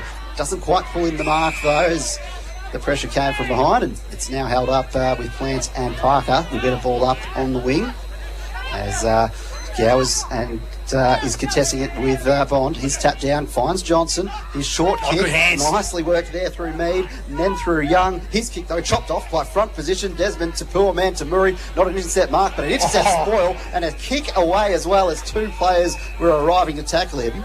Is that kicking in danger, is it? Oh, it's going to come back to poor man to Murray, I think for legging in that contest. Legging is what the umpire was indicating, sorry. But geez, that kick was great thinking from him. Kick across the ground was no good there for Manzi. Spoiled away. Chance here for Morris going inside 50. Bramich with the sit. Umpires paid the mark. Reckon he's just held it for long enough. The Ouyen fans are happy with that, not so much the Redcliffe's ones, but either way, it was beautifully done. But over the far side of the ground, James Morris, who's getting the applause from his teammates, DFAB, as he should. He went a long way to run down Bryce Manzi as Bramich around the corner. Oh, can't work it back. Well, it's only a minor score, but Ouyen United have the lead for the first time today, 3-1-19. Redcliffe's 2-6-18 on the Coomialla Club scoreboard. Yeah, that contest, I thought, there's no way Pete DeFeo could get to that one. He looked out of position and obviously conceding the heights as well to big Dylan Bramich, and so I thought there was no way he would get to it, but obviously Bramich did enough. As, go to John on the boundary line. Yeah, Johnny, I was just going to say that contest from Jim Morris, that's the sort of stuff that gets your team up and going in finals, doesn't it? That's exactly right, Mitchie. Well, that was a great contest, was it not? It was beautiful to watch down the ground level. So kick out of defensive 50 for Redcliffe. Sherlock brings the ball to ground and follows up the ground level as well. Ball pops out. Gee, a massive tackle by Bramich on Connolly, and there's a chance again. Off the outside of the boot, tongues the target over his head. Cutting his way through there was Manzi, who was a great one-handed pickup. Kick was just as good out for Kennedy, who can tuck the ball under his arm going down the commentary wing. 3 bounces with Willsmore in tow. Takes a 4th bounce. Tries to sidestep his way through. Oh, what a tackle from Oscar Smith! Huge! Absolutely monstrous! Massive. And gets the roar of approval from the Ouyen United crowd. You could not write any more about that. That was old school British bulldog at its finest. You thought he couldn't be stopped, but Smith had other ideas. Crikey, what a tackle after that 4th or 5th bounce from Kennedy. He took him on, he asked him, he challenged him, and he said, nah, I'm going to win that battle. You brought out the Benji Marshall little skip step as well to get past him, but Smith said, I'm not having any of that. Not in this house, although it is the Redcliffe's home ground. That was right in front of the Ouyen United Kangas fans, and they loved it. And meanwhile, at the other side of the ground, the Kangas have worked it up to Headley, who's taken the mark near the Coomialla Club scoreboard. He looks inside 50 to poor man to Murray, has his name and fist all over it. He gets it all the way back to the edge of the centre square with that spoil. As Bond collects it, he's got the handball to a teammate who kicks it forward. It's about a 3-on-1 for Bramich, but just brings it to the right direction of Johnson, who tries to tap it to himself. Again, just gets a lunging handball out at the last possible moment to keep it moving, but it's held up inside 50 for the Kangas. Low-scoring arm wrestle of a contest, this one. Bramich spikes it down to poor man to Murray, though, for Redcliffe. Just chips it out of defence. Rooney Thompson. Umpires let it go. Young down the line. Wisniewski almost. Good attempt to get hands on it. Tigers have some numbers. Will Hand with the handball to Jasper Turner, who takes a bounce as a second. Handball off now to Manzi. He also takes a bounce. Really trying to run and carry here, the Tigers. He's got to get rid of it and does in time. Jed Connolly caught behind Joel Grace here. Bring to ground. Steele. Underground handball. Missed the intended target. Oscar Smith again. The defensive general. The wall back there. Willsmore. Back to Grace. Is he in a bit of trouble? Nice tackle from Jed Connolly, and now the Tigers are away. Young Paddy Connolly has got a lead from Reed. And straight onto the sternum. It was hard work from everyone involved, but the Tigers, and I reckon it's a bit of work there by Cooper Jermaine, DFAB, who just got across to lend an extra bit of a hand. They got the extra one out for the Tigers. I'll tell you what, maybe the Tigers have the secret to getting around to some of these defensive structures by just having players that go for a run and take 4 or 5 bounces. Doesn't always work out, but on that occasion, that kept the ball moving, and it's resulted in an opportunity at goal. Jake Reed's got one of the 2 goals for the Tigers and a couple of behinds on the board for him as well. This will be a huge one in front of the hometown hill. About on 50, 45 degree angle. It looks good. Clean ball, middle stump. Splits the uprights. Pumps to the crowd. Redcliffe's retake the lead. 3-6-24. Ouyen United 3-1-19 on the Kumiella Club scoreboard. John Hollywood for Fatty Boombar on the boundary. Again, the defensive efforts from both teams are beyond spectacular at the moment, but the tackling pressure is just huge, and that's what's winning out for either side so far. It's absolutely nuts at ground level. I'm sitting on a chair down here, thank God. Otherwise, I reckon I'd fall over. It's brilliant. It really is brilliant. It's a finals game. That's it. And you can tell through the effects, Mike, that finals have arrived with both fan bases making plenty of noise. Yeah, you've nailed that on DFAB. As tap came down from Bramage, who's back into the ruck. Johnson ties up. Will Hand at the bottom of the pack, still in the centre of Quandong Park. Bit over 18 minutes gone in this second term. Tap out of the ruck, but Brizzy's going to get there first for Redcliffe. Can't shark it. Bounces off his boots and may work to the advantage of the Kangas here. McKay taps it out, but now a chance for Hand. He's got some space on centre wing. Long kick down the line in hope, but it's going to work. Steele worked his way to the front of Oscar Smith. He's going to wheel and go. Wants to go long towards the square. It's unmanned. It's across the face. Will need a good bounce. Probably would have actually hoped for it to go out of bounds. In the end, it sneaks through for a minor score. So Redcliffe move along to 3-7-25. Ouyen United 3-1-19 on the Coombe Club scoreboard. 6 points the margin. Might go over to our man Max the Axe Hollingworth, who's got some numbers there. Vastafeo's been important in this game so far for the Tigers. Yeah, Vastafeo's had 6 possessions this quarter so far. Sherlock out of defence here. The Kangas, and links up with Johnson, 2 of their most important players, DFAB. I think it might be Thompson that's pushed up to the wing and taken that one, and Sherlock wants it back. He's had a 1-2 already this quarter, but in the end Thompson just goes for the long launch up the wing. It's Bramage, I think, trying to juggle it there. It was, they can't quite bring it down, and evading the tackle. Redcliffe's get it away through Vastafeo, then Thompson. Kick just a bit in hope in the end. Morris there was able to win the scramble to win the footy, and he kicks to a teammate on that far side wing. It's Bramage again, who's just got a bit of separation. Short passes on here for Willsmore. Wheels and goes on the left boot towards the top of the 50. I think had a bit much on it for his intended target. Bell's going to be the first one back there for the Tigers. Oh, it's a dangerous kick across defensive 50. It's got to work. Cresp had it spoiled away from him. Can't give away the free kick. In fact, did pretty well, considering the angle he was coming in on, not to give away the infringement on Young. But it's in front of goal directly here for the Kangas. Spiked out of the ruck by Pete Tafeo for Redcliffe's. Can either side pick it up and go? Bell. Nice work to get through the pack, but smothered off the boot there by Adam Grace. Another tackle still inside 50. Tigers' defence has been pretty stingy all year, DFAB.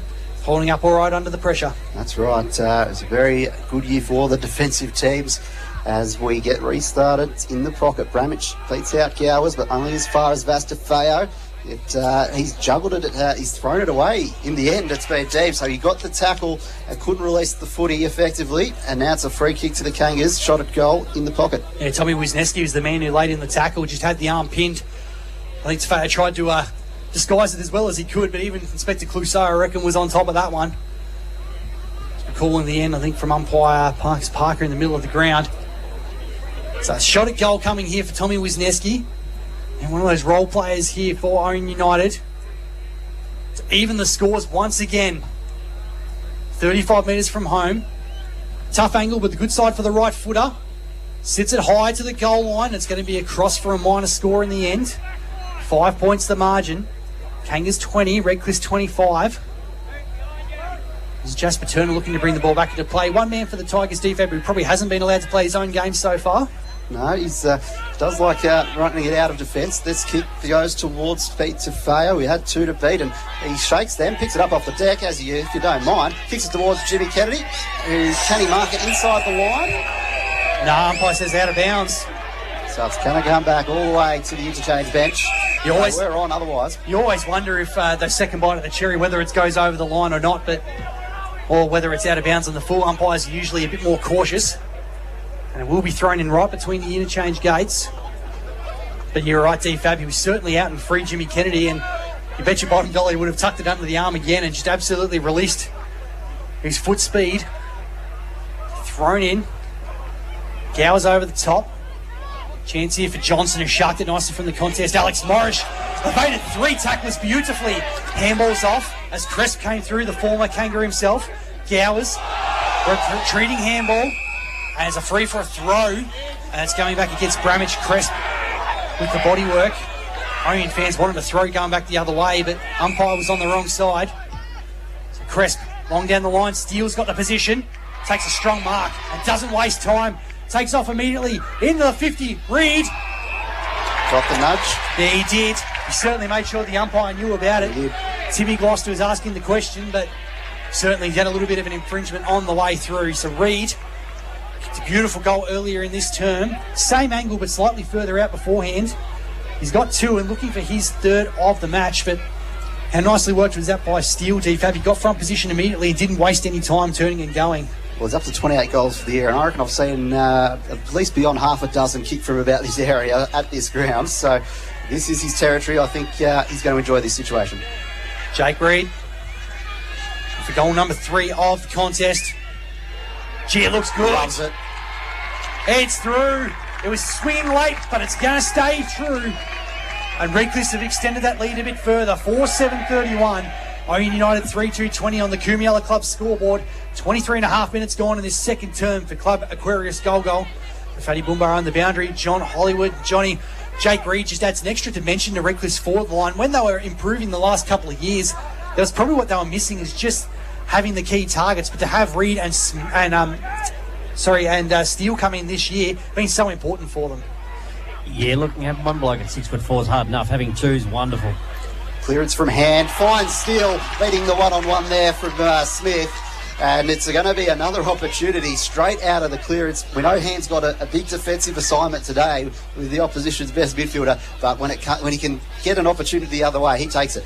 I reckon that's a really important role for a tagger, isn't it? When you get the chance to hurt your opponents going forward. And just in time too. Take advantage.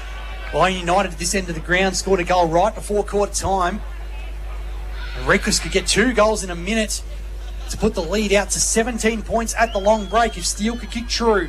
He's got 3 behinds from the match so far. That one is straight. The crowd tells the story.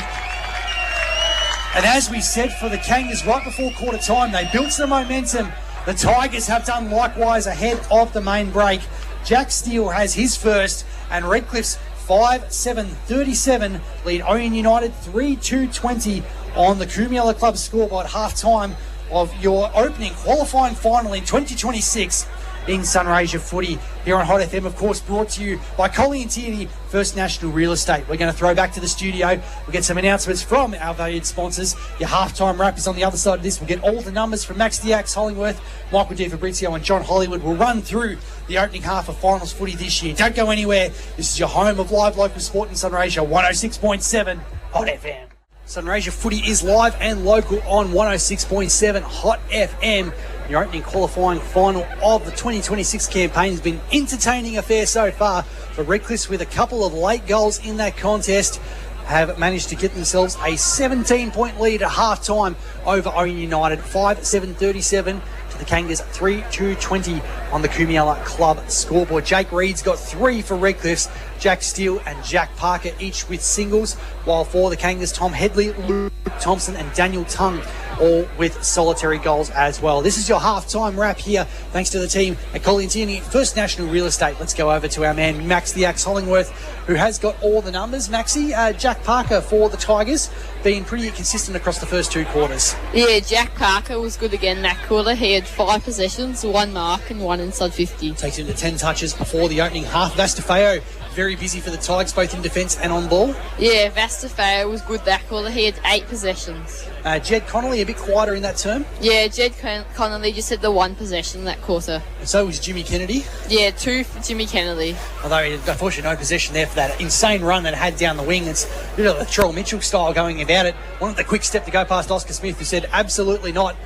Actually, probably said a few other words that we can't say on air, I reckon, in the meantime. What about for Ouyen United? Isaac Johnson is, again, he's found it hard, tough. Pardon me, he's found space hard to come by so far in this first half. Yeah, Isaac Johnson was quiet again with 2 possessions, 1 mark and a tackle. Yeah, Will Hand, I reckon, has done a pretty good job stifling him so far. Kane Sherlock from half-back.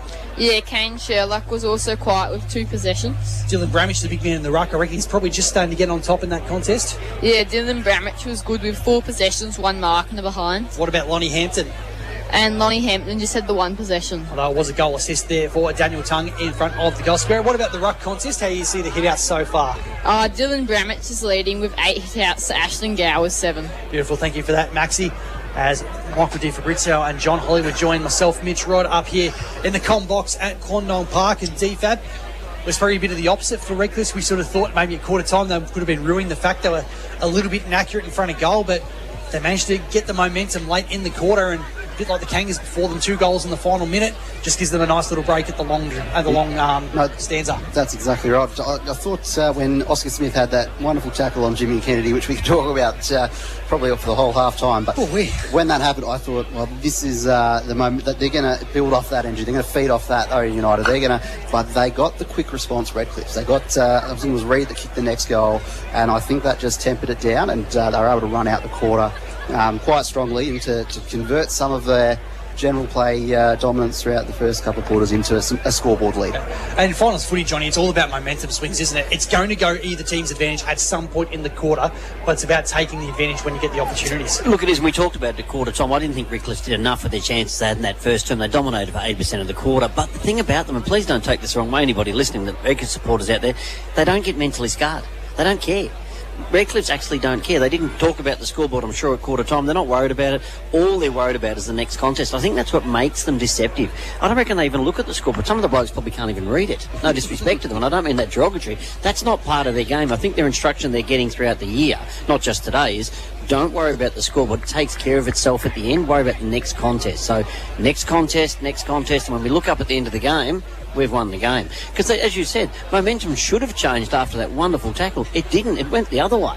And when Jimmy came off, he was giggling and laughing about it. He said, sorry, boys, but no one said anything to him. He said he was knackered after 4 bounces.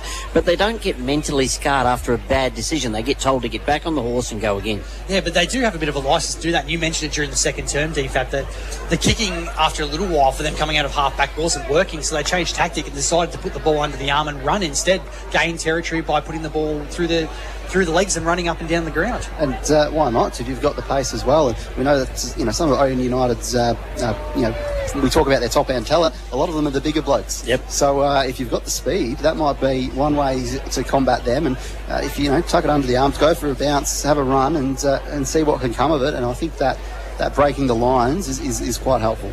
I reckon Will Hand could get a bit of a tick for his job on Isaac Johnson in the first half. Johnny? Yeah, very much so. As you said, he's there to do a job, and he'll do it very well. And that's the thing about Redcliffe. The more and more I'm seeing them again today, I couldn't work out why they are where they are. I have to be honest with you, I picked them at the start of the season to finish last. Yes, they got some great players in. I thought from McCreary out today they were going to lack leg speed or lack touch over the ball. They don't lack anything. And as I said, that's their mindset. Like, I'm not sure exactly what sort of coach their coach is. I know he's giving it away next year, but the bottom line of it is for me was watching the way they play. They're playing with a lot of freedom.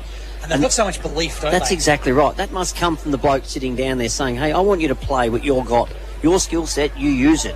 If you can run and carry it, you run and carry it. We take a risk and we lose. If we win 3 out of 4, who cares? If we win 3 out of 5, we're still up. So go your way until I tell you otherwise. Absolutely, and that's a mindset, DFAB, that's sorted them out well. As you said, deceptive that they've won 8 games on the trot coming into this one now too. So you've got to have that mindset to be able to put those performances together. No, that's exactly right. I think a key thing as well is to have a couple of key forwards. Not many teams are able to roll out 2 blokes that you can just kick it into space, they can run onto it and it hits them on the chest. So they've got a pretty key advantage there, particularly when you compare it to the other end, where Ouyen Utd are probably lacking that, where they would love to have at least one of those two blokes on their team. I actually think if Ouyen Utd had those, and Paddy talked to me off air, if they had a power forward, they'd be a gun side. There's no doubt about that. I think their ruck combination's got it right. Down back, they can adjust, they can get back, they can rotate. Yes, Redcliffe's got the power forwards, but Ouyen can do enough, but they just can't kick the goals at the moment. Tung's gone forward and been one of their major options.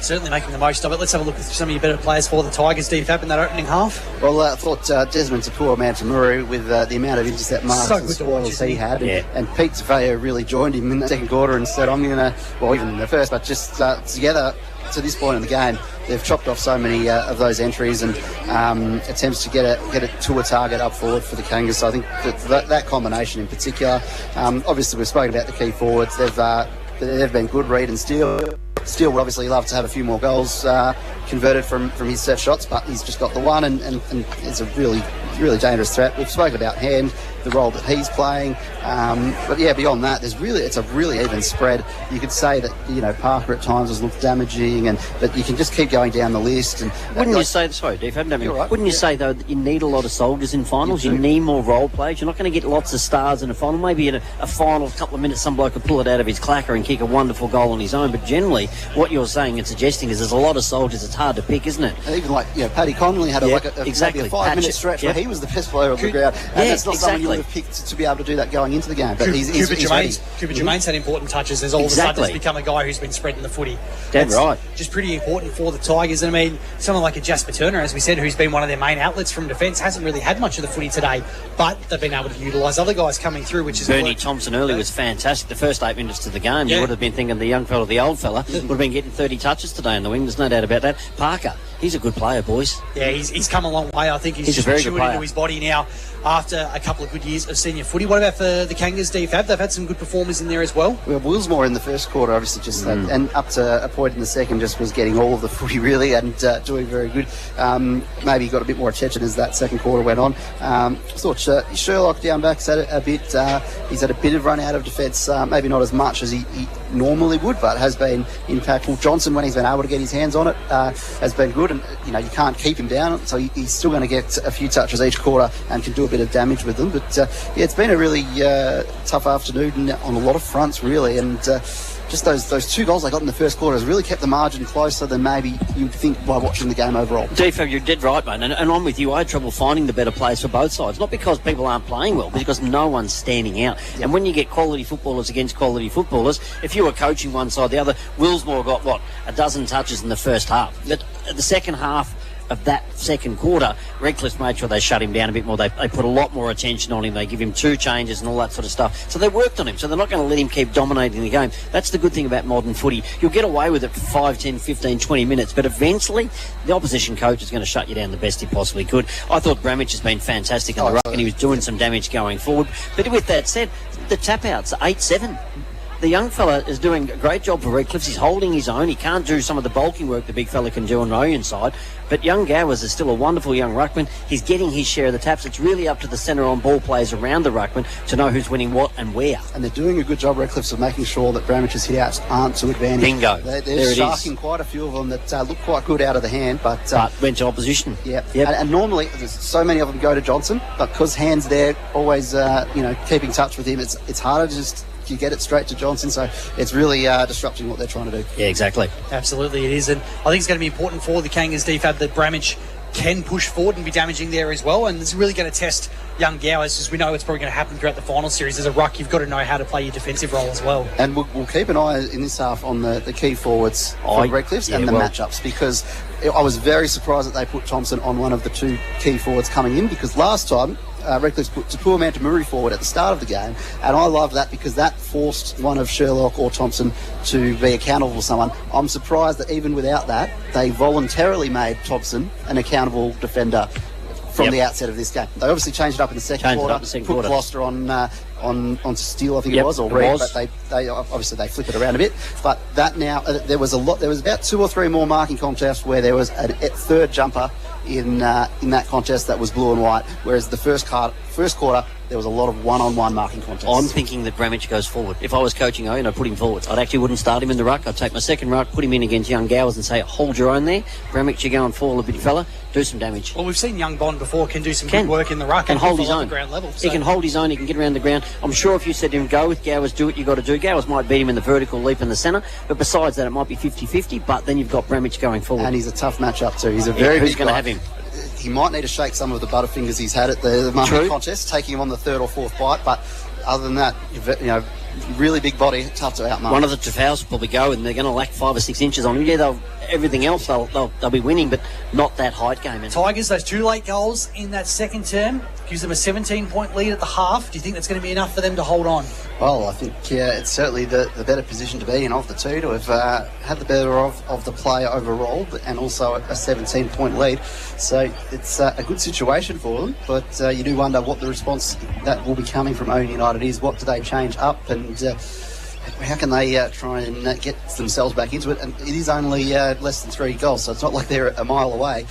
Just a few tweaks could be enough to get them right back into the game. Absolutely. We're about to get underway here again at Quandong Park, home of the Tigers. The winner of this one today will play Mildura next week, and that contest at Blackburn Park is for a spot in the grand final. McKay's now on to Parker, the 2 number 4s, so that could be one thing that's been changed up. Hands still got the matchup on Johnson, and Tung and Vastafeo going one-on-one. Gowers and Bramich, the respective ruckmen. Siren about to go. Start of the third term here for Pioneer forward Robin Vale. Here's Michael Di Fabrizio. So we've got Gowers and Bramich up against each other. Umpire comes in. There's a whistle off the ball coming from the umpire that's going to favour McKay, in fact, for the Kangas. So he gets the quick running handball off to Johnson. Johnson's kick only as far as the intercept mark machine. That is Desmond to poor man to Murray at half-back. Goes short towards Vastafeo. Made him work a little bit, but takes the mark in between a few oncoming Kangas and will hold it up on the wing just near that half-back area. Pulls the kick late, though, and goes straight to Johnson. So gets Johnson back involved. Pops it over the top there again, Johnson. He's got a man short. Joel Monaghan hasn't seen much of the footy so far in the wing. He's right in front of our commentary position, attacking the left of your radio dial. He's kept it low. It's a bullet pass. A really nice lead coming up from Headley. Marked in front of his opposing 13 in Pete Tafeo. Happy just to hold a bit of possession. Johnson around the back on the boundary line. That's dangerous. Had to tap it back to his own advantage. Headley handballs it up and the Tigers are away. Vastafeo down the line, steal the target. Well done by Oscar Smith. Did really well, slipped over at the wrong moment and holding the ball. Just stepped in the wrong patch of turf there, didn't he, D-Fab? And the Tigers are away now. Handball off to Booney Thompson. Shrugs the would-be tackler. Kick long inside 50, one-on-one here. Reed's got the sit. He just read it better. Fortunately for Timmy Gloucester, did everything right, except at the last minute the ball's darted away. And Reed, with the Dukes out front, takes the contested mark. The Tigers get it going. Gee, I know they like to get it in Isaac Johnson's hands, D-Fab, but I reckon that was probably pushing it a little bit far on the boundary. Yeah, you've got to make sure you actually hit the handball if you handball to the runner around the back. But in the end, it's darted up the wing. And like you said, Reed just had a slightly better position, but had to stop in his tracks and was smart enough to do so and held on for the mark and gets a chance. Slight angle to work with, but really should be able to convert from 30 metres out, you would think. Comes in with a slow run up. Gets going now. Starts it a bit to the left. It's going to stay there. So just behind from Jake Reed to open the scoring for the second half. 5-8-38. Redcliffe's Ouyen United 3-2-20 on the Kumiela Club scoreboard. 2 minutes gone. Start this third term. Sherlock just pops it up and it's got Thompson. Right back pocket who sets sail long down the wing. One-on-one contest at Willsmore. Beats young Nolte in the contest. A cracking start to this game. Dallas Willsmore. Long left foot kick of his. He's going to utilise it again. It's a half forward. Hand with a punch there over the top of Bramich. Now Parker just gets a handball away in time. He's got some support through Brizzy. Switch kick's nice for Jasper Turner. He's got space on the back of the centre square. Keeps it low, looking for Kennedy. Great spoil by Joel Grace. Did beautifully. Now Manzi rode the tackle. Handball's off, looking for Kennedy. Left it behind. Ouyen United got some numbers. Monaghan didn't quite make the connection he wanted. Defensively well done by both teams there. Not to let either side get away. John Hollywood on the boundary again. Defensive effort from both sides has been good, but the intercept marking as well has been outstanding. It hasn't been outstanding, and that's that leaving your man, having the bravery to leave your man and help out, and that's what they're doing. It's a tongue. Ouyen United who just gets a handball off in time. And a kick off one step. The Kangas didn't hit where he wanted. Out of bounds on the full. It was Monaghan. And the kick, I think, is going to go the way of Bryce Manzi. Just defensive side of centre wing. Left foot kick to half forward. McGlashan the target against Sherlock. Gee, the latter did so well in that contest. That's a good thing. DFAB can take the free marks, but can do the contested stuff as well. Yep, one-on-one. He got the better of that battle, Sherlock. He now goes for the kick in the direction of Adam Grace, who marks just on the edge of the centre square. Willsmore's off here. He's got Willsmore in a bit of space to run into and sets him the task, but should collect it off a bounce and does. Willmore handballs over the top. Has the teammate there. It might be Wisniewski or Young that's got a kick to it. I see the number 4 on the jumper. Wisniewski. And it's just off to the right for a behind, but some quick ball movement there from the Kangas. It's a big opportunity missed for the Kangas, and you could see Dallas Willsmore, his direct opponent Will Hand, got caught up in the marking contest, and he just put the afterburners on to create space. Out of half back here for Redcliffe's Manzi. Kick down the line for Nolte. Takes off immediately after taking the mark. Big fly from Reardon. He's barely touched the ball today. Off hands. In fact, it's going to roll out of bounds. We'll get a throw in front of the Coomera Club scoreboard. 38 plays 21 in favour of Redcliffe's. He feels the man too deep. He knows how to do it on the big stage, Reardon, but almost playing a sacrificial role so far in this game. Thrown in half forward. Ramage again, big man in front position. Almost just let it go. Umpire didn't call it, and now there's a high tackle going the way of the Kangas. Johnson. He's getting his hands on it, Isaac Johnson. Thompson. Awkward one to take. He slipped over as he was going, but managed to collect it and happy to hold firm for the time being. So it takes his time to get up, and both sides set up for the kick. In the end, he finds Johnson on a lead there on the wing, so it comes back to the player that delivered it to him. I'd like to know how many times they've connected through the home and away season. Absolutely. The kick, though, just spoiled there by Gowers. Nice intercept from him. Comes out to Vastafeo to get the kick towards half forward. Numbers favour the Kangas and almost reeled in by Joel Grace, but spills the mark. Kennedy puts a bit of pressure on him. Grabs the jumper, makes sure the tackle's seen, and that is a holding the ball free kick going the way of Jimmy Kennedy. He's a bit unlucky there, Joel Grace. He did everything right, but he dragged the ball back in, and Kennedy was going to make sure that wasn't coming out. So at the top of the centre square, and to the right of your radio dial, just pops it over the top. Lead there from Reed. He wanted to hold. Umpire not paying it. Gloucester did well. Now Thompson around the corner. Kick and hope more than anything. Hand going back with the flight, off hands. Vastafeo again. He started this third quarter like a house on fire. Lead from McGlashan. Takes it while diving just inside the boundary. Bang on 50 metres at left half forward. Gowers has an opportunity to mark. He's going to go further than that. In towards the pocket. Steals there by himself.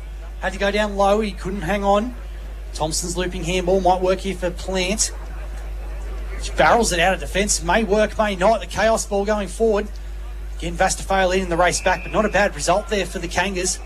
Plant's kick would have gained probably a good 80 metres. DFAB out of bounds and centre wing. Certainly a good amount of territory, and gets a chance to reset now almost directly in the middle of that wing. It'll get thrown in as the Rocks make a bit of a jog to get there in time.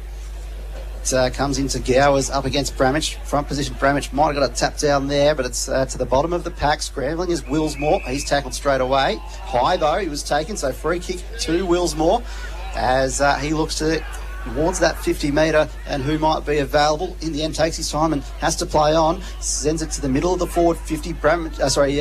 Young was there, but it went over the back of his head. Spills out the back to Turner, who's got Desmond Mantamura to take a mark as he looks to work it out of defence. Gowers, it's free.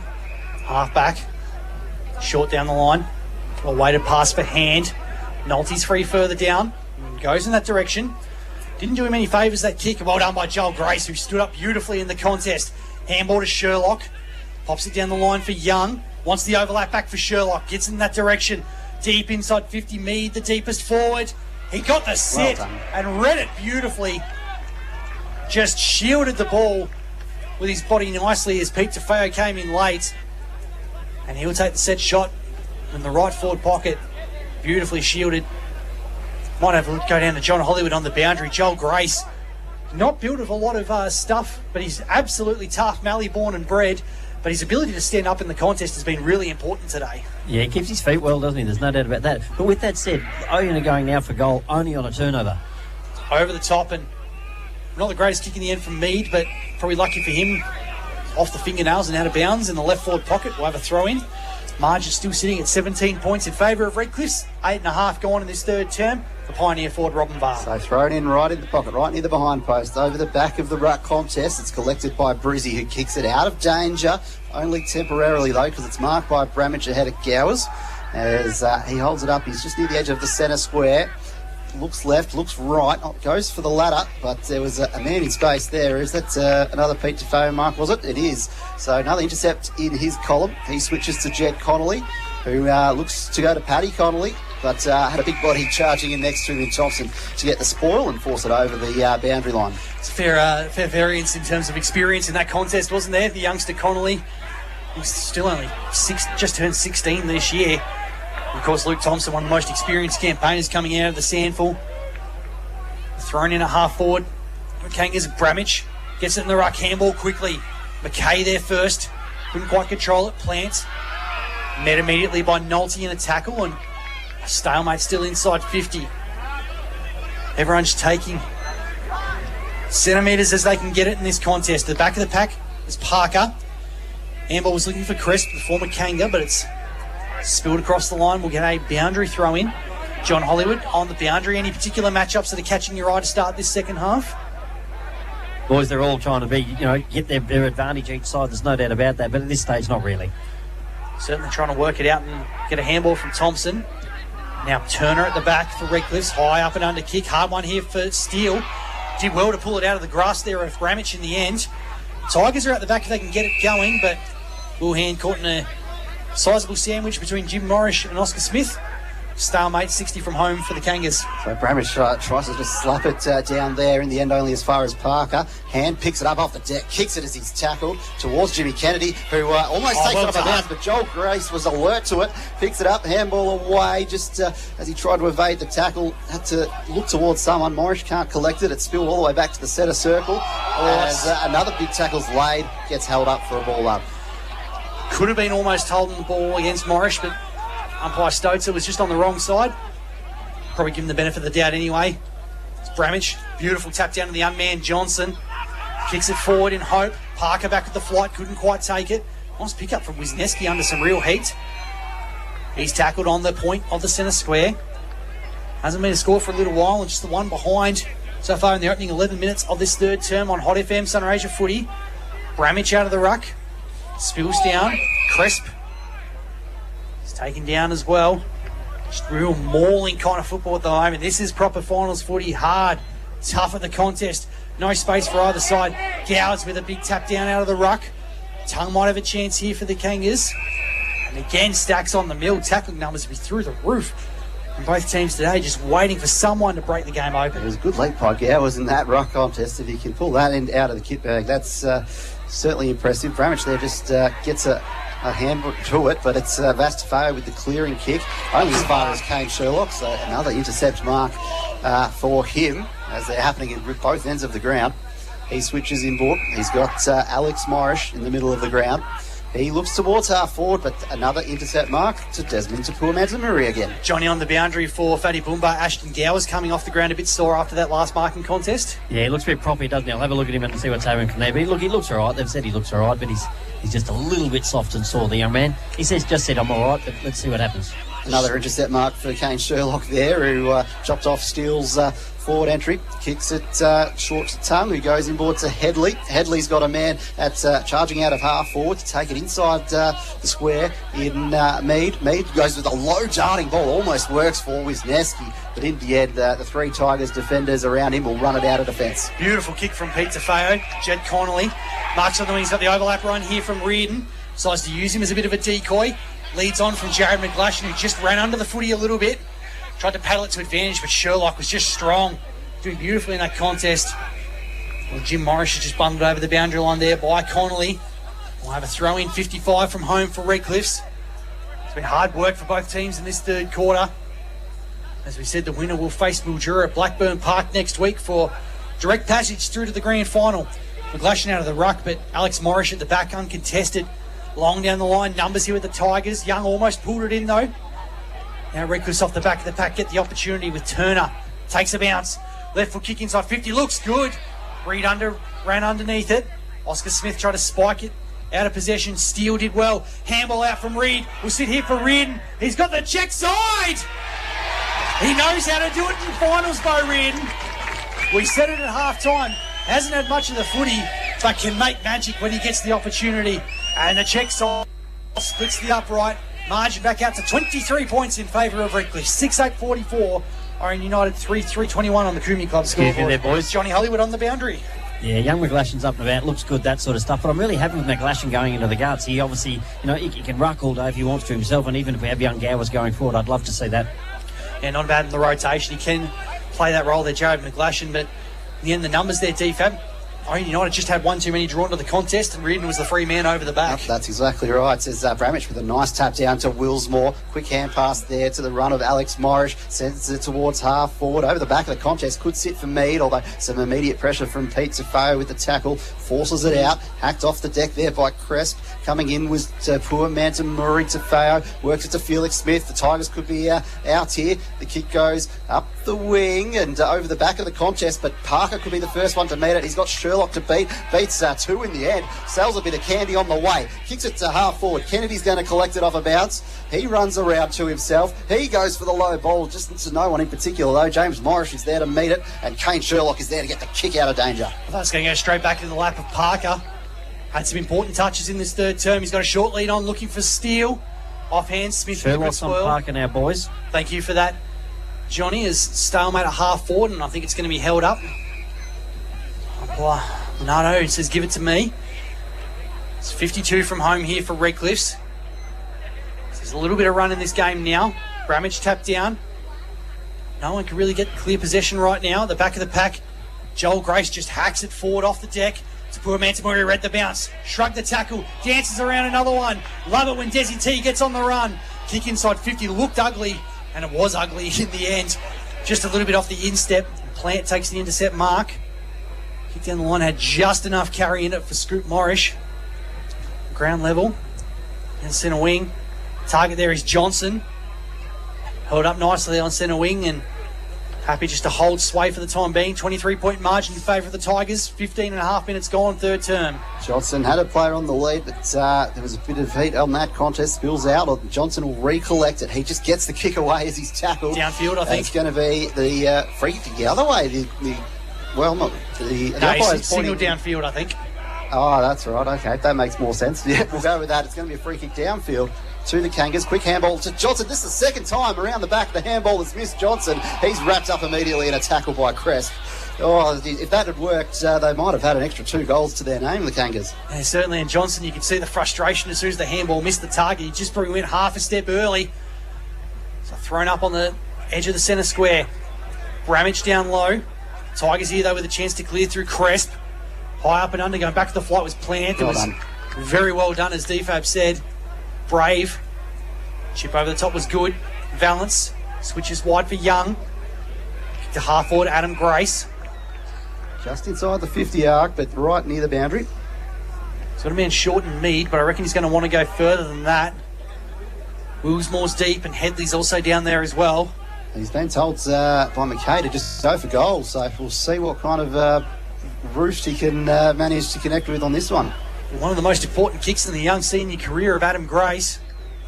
If you can nail this one, be huge for the Kangas.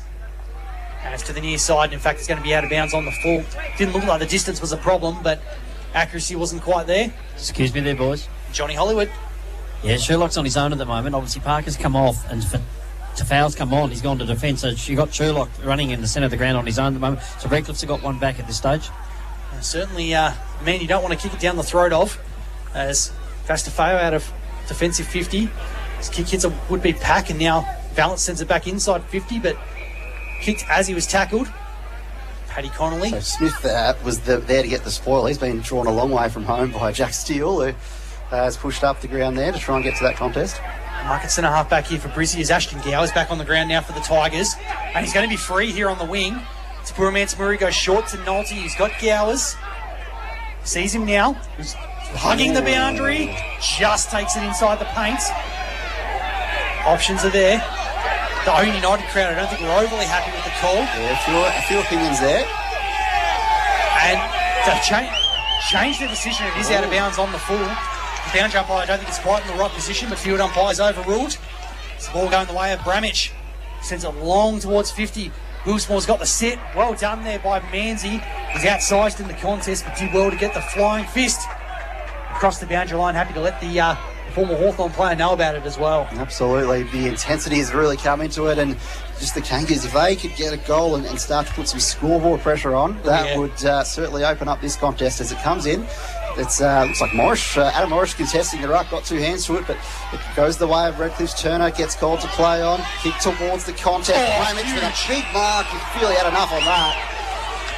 Redcliffe's asked the question, he definitely did. But yeah, he brought it all the way to the ground, and no one's on the mark, so Bramich will just keep it moving. Sends it towards the forward 50 arc. Flying in his Vastafeo on the second bite, doubles the mark, and we'll hold it up at half back. Intercept marking, I reckon, be through the roof for both teams here today at the moment. Tafeo just hasn't got a lot to go to. I think he's going to stick to the one hillside wing. He's got short on Turner. So a fair bit of it in this third quarter after a quiet first half. High up and under, Bramich has got his name on it again. Well done by Steele to get the spoil. Gowers. I'm not sure if he was trying to claim the mark, which is making sure that he got the hands free in the tackle, but either way, he's taken down. Might see from Maxi some numbers. Kane Sherlock, his numbers this quarter. He's at 8 possessions so far this quarter. So high in the ruck there, Bramich has got the free kick and goes inboard towards Sherlock. Not the best kick, he's got to run onto it. He might not even get there first, but just gets it in time. Evades Felix Smith and kicks it in the direction of Johnson, who collects it, but a good tackle there to hold him up at half back for the Tigers, and it's successful enough that they've won the free kick. It's nice work down there, trying to see who actually got the free for that. I think it's Will Hand. Did a nice bit of work in the first place to ensure the Tigers kept the footy. Just the one goal for this third term. Going the way of Redcliffe and Bo Reardon. Is that kick down centre wing looking for Steele. The golden fist of Oscar Smith. Who, to go with the golden locks on top. Absolutely. He'll say it's Auburn, we say it's Ginger. Either way, he's putting on a clinic from fullback today, but as you said, DFAB being dragged a long way up the ground at the moment. Absolutely. Thrown in into that far side wing. Bramich and Gowers have to work to get to it. It was Bramich in the end, but once again sharked by Vastafeo. I'd be keen to know how many times he's sharked a Bramich hit out today. The kick, though, only as far as Sherlock, another intercept mark for him. It's a bit of a repeat. It's like the VHS tape has been caught on repeat. We're just seeing the same players doing the same thing several times today, but it will get held up on that far side wing for a throw-in. Yeah, flickering over and over. It is the tape. And kids, if you don't know what a VHS tape is, go and ask your grandparents. Thrown in, 65 from home. Ouyen United, Bramich's tap over the back was good for Morris. His kick smothered. Vastafeo tried to spin his way through a would-be tackle. Oh, and he's getting pinged for holding the ball, not making an attempt. Here, people on the Tigers fan club wanted a high shot in the first place. Umpire said you ducked. And Alex Morris has had a solid day again from half-back. Will send the Kangas back inside 50. Indecisive, but just sits it up. Where's an opportunity here to mark? Peter Tafeo spoils at a ground level. Might be a chance here for Hampton. Ball gets away from him. Brizzy. One step. Turner. Thompson, though, going to take the mark. Played on immediately. Just gets a handball off in time. I think he's going to be caught holding the ball. Oh, really? I thought he got the handball away. I thought he got the handball away to a throw. Getting from the back of the pack. Paddy Silcox, as always, is on the money here. Told us correctly. And Vastafeo, who's had some third quarter at the moment, is going to be getting the free at half back. But again, the Tigers' defensive pressure just holding up when they need to at the moment. Yep, 22 minutes gone this quarter. Just the one behind in the Ouyen United column. So really just holding things down. Chance here for Tafeo. Just goes around the corner. Awkward kick there for Hand. Gets spoiled. The last second. Bell. Well, you're right there, DFAB. A short quarter, but only the one major on the board. It was continuous end-to-end footy. Tackles everywhere. And wasn't pretty, but it was enthralling. At Redcliffe's, but a 17-point half-time margin. They are now at a 23-point gap at three-quarter time. 6-8-44 Ouyen United 3-3-21 on the Kumiala Club scoreboard. A third quarter for Ben and the team out of Pioneer Ford, Robin Vale. It's worth the drive to go and get your next fleet vehicle. Go and see the team out there. You can get the best deals in town. For Ouyen Utd First National Real Estate, we are live and local here on 106.7 Hot FM, your home of live local sport in Sunraysia. We're throwing back to the studio, but don't go anywhere. The final quarter will be with you in just a few moments. Half an hour away from finding out who is going to be facing Mildura in a battle for a spot in the 2026 SFNL Grand Final next week. The qualifying final from Kwandong Park sees Redcliffe 6-8-44 in front of Ouyen United 3-3-21. Goals for the Tigers going the way of Jake Reid, who's got 3 singles for Bo Reardon, Jack Steele and Jack Parker. While for the Kangas, no goals in that third term, and they've got singles from Daniel Tung, from Luke Thompson and from Tom Headley. Let's go over to our numbers man, Max the Axe Hollingworth, and get the stats for that third term. Let's start with the visitors this time around, and we'll go with Kane Sherlock, who had the ball on a string in that third term. Yeah, Kane Sherlock was superb at that quarter. He had 9 possessions, 3 marks and 1 inside 50. I reckon most of those 3 marks were intercepts there as well. Isaac Johnson, he's being marked closely, but he's still trying his best to get as many run passes as he can.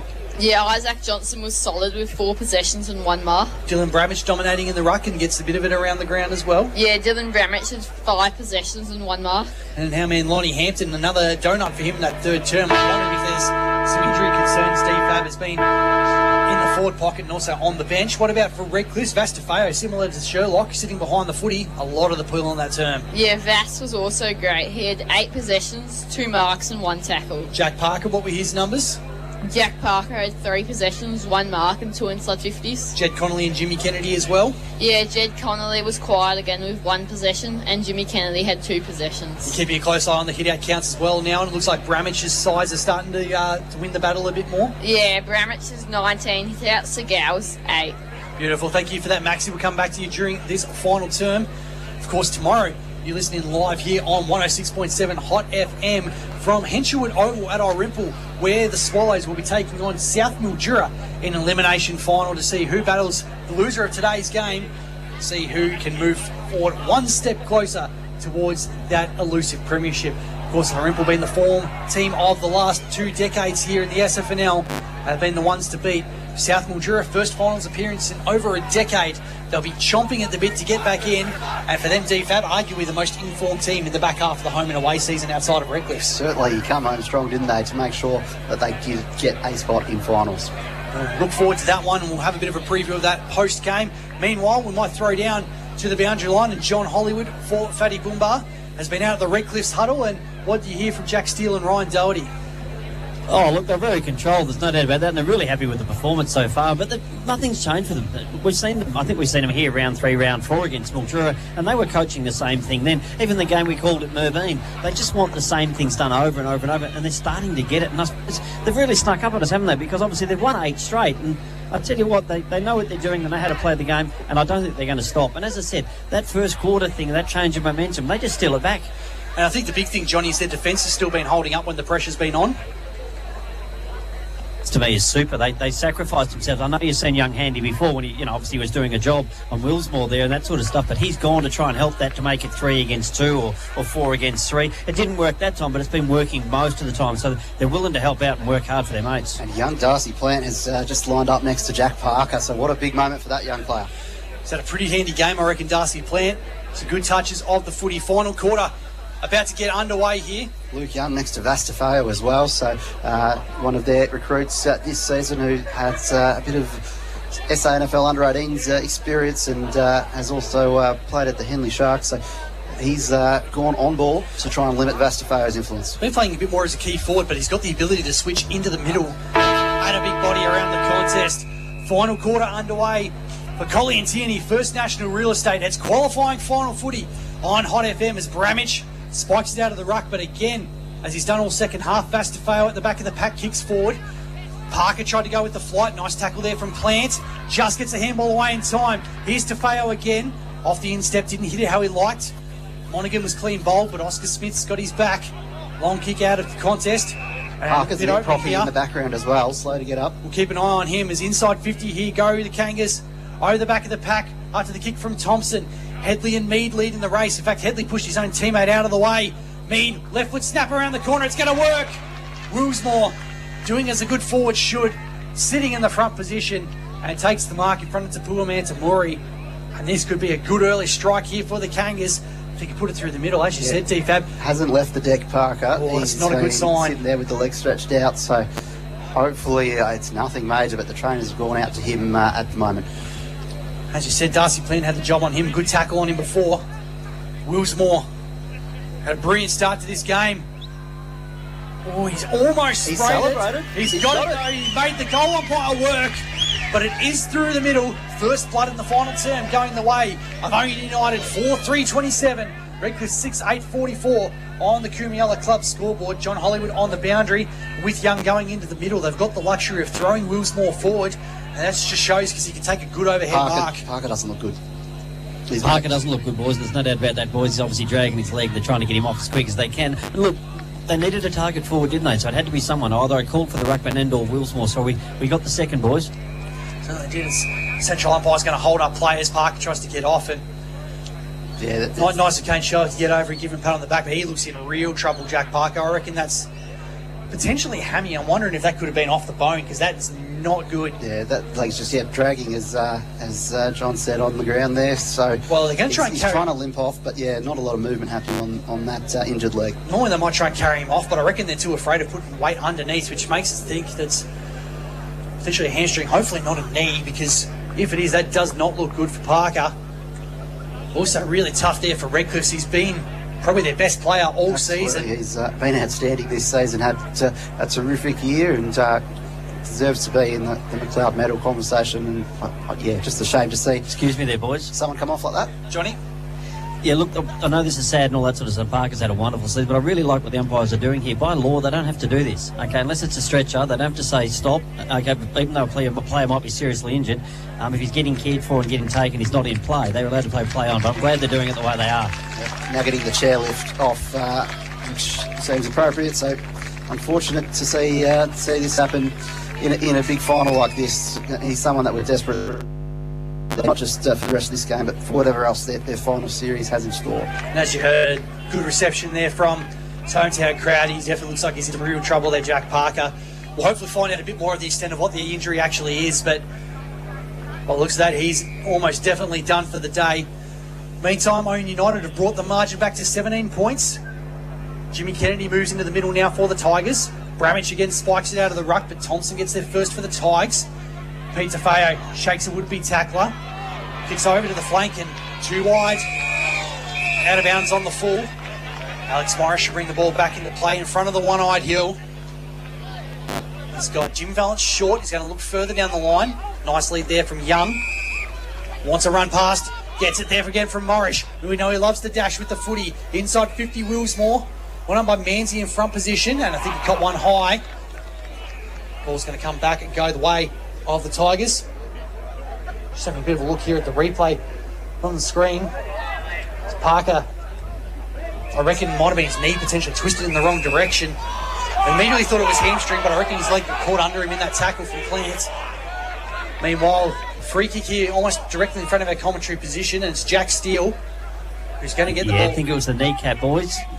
Kneecap come out and he's put it back in himself by all accounts. Yeah, just looking from up here, it looks like that's still a little bit out of place. There's mark up another intercept mark here for Kane Sherlock at half back. 50 as well. I think it might be against Connolly, who's running past to follow his man. And we're already getting calls from the Ouyen bench. Have a shot, Kane. Well, we know he's got the leg. Pulling him all the way up the man on the mark to the 50-metre arc. So certainly within range for Kane Sherlock. No, he's got an absolute cannon of a leg, Kane Sherlock. And how about the noise if he puts this through the middle? Oh yeah, 2 goals to start this quarter would make this a very interesting game. Sherlock gains some extra meterage. It's to the near side. Well, big fly at the back there from Willsmore, but it's going to be bundled across the line for a rush behind. Kangas 4-4-28. Redcliffe 6-8-44. The Kumiella Club scoreboard, 5 minutes gone in this final term. Anyone just tuning in, Jack Parker, potentially a knee injury for the Tigers. Not only will he be out for probably the rest of this finals campaign, but depending on the severity early next year as well. Kane Sherlock intercept marked yet again, kicks it towards centre half forward, and fittingly in that blue and white stripes to lead with the number 18. Oh, yeah. But it's Thompson that's taken the mark. He'll go back for a chance to potentially secure that second goal this quarter for the Kangas. Wonder if this might be an option for them with Thompson just dropping into the forward 50 a little bit more regularly in this final term, just to try and stretch that Tigers defence. On the runway. Looks pretty good off the boot, but it's set out to the right-hand side. A couple of missed opportunities. Very close to the man on the mark there, and might have just had to try and weave it back, be a bit too creative, I think, with the where he was placing it. It's 29, plays 44 on the Cumula Club scoreboard. If you're here at the ground, just waiting for that, it's tipped over now as Smith, on a long lead for Redcliffs, takes the mark inside the boundary. Might go down to Johnny on the boundary with Parker off. How do you see Redcliffs reshaping the midfield for the last quarter? Yeah, look, I don't know if they're going to put Bernie Thompson into the centre. He's certainly stayed on the wing at this stage, so we'll get a look at it. I think maybe Jimmy's gone into the guts. He certainly looks like he is at the moment, so hopefully that's the case. Since it's set marked number 3 this quarter for Kane Sherlock, as you do. He's kicked inboard to Plant, who looks to pick out Alex Morris in the centre circle. Takes the mark and plays on immediately. Looks to kick it towards half forward. It's Willsmore with 2 to beat. Had a bit of a fly, but to Pumanton Murray stays on his feet and recovers. The handball, though, collected by Willsmore. Wasn't taken high along the way by Pete Safeo. Umpire says he was. He was a slight bit of contact, but might have clipped him on the way through. What did you think, Mitch? I'm not sure. It looked like he might have ducked into it, but either way, the call is the call. Certainly a game of centimetres, isn't it? But you got to give the credit to Willsmore, because he's copped it, I think, 5 or 6 high tackles today, but he's been the first to the footy. And that's been the big thing. You get there first, you're going to get the rewards. Willsmore from downtown hasn't got the journey. It's going to fall short. Big fly from Thompson at the back of the pack. The Tigers through Cresp. Kicking hope more than anything. Steele's got to work against Smith. Numbers here with Ouyen Utd. Morris drags it in. Tobias Stokes says, give it to me. Looks like they've rolled the dice, Steve, have both Willsmore and Thompson starting forward just to give them that extra bit of height. Yep, well, they need goals, so a couple of targets there as Bramich contests the ruck, and it spills out to Tongue. He's wrapped up by Jimmy Kennedy, not letting him get away. Nicely done there, and it's going to be held up for another ball up about 70 metres from the Kangas goal, and just have a bit of momentum behind him at the moment.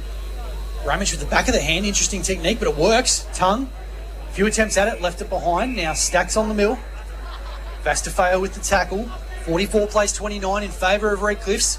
8 minutes gone in this final term. Plenty of tired players out there at the moment. Tap down from Gowers. Tried to find Paddy Connolly. Follows it up again at ground level. The youngster taken across the boundary line. Mitrod, Michael Di Fabrizio, Max Hollingworth and John Hollywood here on 106.7 Hot FM. Also, if you're watching for the live stream for the Sunraysia Football and Netball League, great to have your company on a beautiful finals day here today. Tap at the back of the pack, and Morris, who's had some good touches in this final quarter. Missed the target with the handball. Kennedy with speed. Bundles it forward and might set up for Jed Connolly. He's got some time. Although he didn't use it to his advantage. Well done by Smith, who got there first. Got coat hanged by Steele coming through. And great game for Oscar Smith today. Absolutely. At half-back. The Golden Fist has been in good form. He kicks it to the wing where Bramich marks, and he's got a lead a little bit further up there. Tongue, who's just taking it in front of the interchange benches and looks towards the forward 50. Sends it in the direction of Willsmore versus Tapua Mantamuri. Front position was the latter, and spills out though to Tongue, although his handball was sharked by Manzi. Nicely done from him, and the cross to the other side finds a target. Felix Smith, who's got it. He's had a good game today, Felix Smith. Just waiting for options. I think the Tigers quite happy to play the game of holding possession on down the line. Sherlock missed the spoiler, so it might be a chance for McGlashan if it sits up for him at the back of the pack. Gee, cut in nicely, the big man. Little dinky kick over the top might work. Pitches in front of Connolly. The young Connolly did well. Handballs forward in the space, had no one to go to. James Morris getting there first. Now Jermaine for Redcliffs. Back of the pack. Missed handball there. Jim Valance gets taken down. Tried to bust his way through. Holding the footy. Nice tackle by Jake Reed, the goal kicker. He kicks inside 50 for Steele. Well, it's about the only time in this quarter he's been able to get away from Oscar Smith. But the kick from Reed was nice. And Jack Steele got 1 goal, I think 4 for today. And he's going to line up for what's going to be his most important kick at goal, Fab. Absolutely, as we just get another whistle. Might be a blood rule for Smith. So that's someone who they can't afford to have off for too long, the Kangas, as he charges towards the bench. But you have real opportunity here to maybe just calm a bit of momentum for that's going the Kangas' way and get one back for the side in the lead and the home side as well. Jack Steele at the head on the runway. For a guy of his immense talent, should be a goal he should kick. Slight angle, 30 metres out for his second of the game to extend the Tigers' lead. The crowd tells the story. Redcliffe extend that lead back out to 21 points. The Tigers 7-8-50. Ouyen Utd 4-5-29. Kumiela Club scoreboard. But DFAB, when your key forwards are laying those big tackles, they're lifters for your team. That's it. Well, Reed ended up he was the second man in, so I think I couldn't quite work out who did most of the work, but he basically was the second man to lay the tackle, and because that was considered prior, he got the free kick and he set up nicely. Johnny Hollywood on the boundary for Fatty Boombar. I reckon for Redcliffe, they're going to look to some of their, in air quotations, lesser likes to be laying that intense pressure in this final term. Oh, definitely. Play on to the call, going deep into side 50. And here's a chance for Jed Connolly. Well done by young Gowers. And again, that tackling pressure. Redcliffe's looked like it had it all against them, but again, DFAB, as has been the case for both teams today, often it's come in twos. And the Tigers, if they get this one, are going to be in a good position. Jed Connolly, outside 50, left half forward, gains some extra meterage, sinks the slipper, it's just faded away to the right. And a minor score on the board, 7-9-51. Ouyen Utd 4-5-29 on the Kumiela Club scoreboard. 4 goals needed really for the Kangas from here. They've only got 4 for the game, so it's going to take a fair bit for them. As Alex Morris dropped the mark, but kicked it to a leading man in tongue off his hands. Oh no. Turner, high up and under. Connolly going back to the flight, missed it. Chance here for Steele, who's got time to wheel and go. The pitch is in front of McGlash, an awkward kick for the big man. Ground level, handball's back for Felix Smith. Good tackle from Adam Brace, holding the pill. And the Kangas can go again from half back. Yeah, Turner a bit proppy after that good effort to get intercept the marking contest and get the quick kick forward, but he's hobbling at the moment. Brace down the line, Pete Tafeo couldn't take the intercept mark. Wisniewski, nice work from him. Tafeo just bundles it forward. Now a chance here for the Kangas with Thompson. Big rugby tackle there from Tafeo. He sets him to the ground as Manzi also coming off properly at the moment. They're very wounded. John Hollywood, the Tigers might be running out of players on the bench. A lot of players, maybe more cramps, but gee, they're going down like flies. Yeah, I don't think they're cramps, more knock injuries, that sort of stuff. But both look fine. They've just been rubbing it, a bit sore, that sort of stuff. So hopefully they're all right. We'll see in just a few moments' time. As a free there, that was silly from James Morris. Gave away the hold against Nolte. He's got the switch on there for Paddy Connolly if he wants to go in that direction, but heads further for Jermaine. He's happy to wait for Connolly with the overlap run. Handball wasn't great, but he's got time. Around the corner, bounces for Steele. 40 metres from home, decides to kick around the corner. Probably could have worked through that a little bit better than he did. Out of bounds on the full in the right forward pocket, but either way, precious time is ticking away here in favour of Redcliffe's. 51 plays 29. 14 minutes gone, and they really need to get Wriggle on to try and slam about 4 goals through, you'd think, at least, the Kangas. They kick it out of defence towards the middle. No real target in particular. Alex Morris tackles Vastafeo as he collects it and gets held up just on the edge of what would be the centre wicket there. Tafeo, the last man up. High Stotzer. Throws the ball up. Bramage with a nice tap down again. Jermaine. Sandwiched in between 2 tacklers. Plant and McKay. Ready to go again. Bramage into space. Vastafeo getting there first. He bounced off his own. I reckon he might have bounced off his own teammate. And I reckon that's what James Morris is asking the question for. But in fact, I think it's going to be high. May have actually collected the shoulder of Morris on the way through and slow to get up Vastafeo. Yeah, just on his knees now, so I think he's able to shake it off and go back at least. She's been a carnage-filled few minutes there for Redcliffe in terms of sore bodies. As you said, Tafeo was able to get up. Hammer was potentially there for running around from Brizzy. Sides is going to go further than that.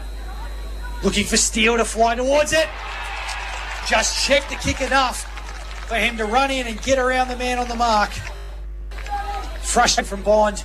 And Steele will line up for his third of the game, directly in front, 45 metres out.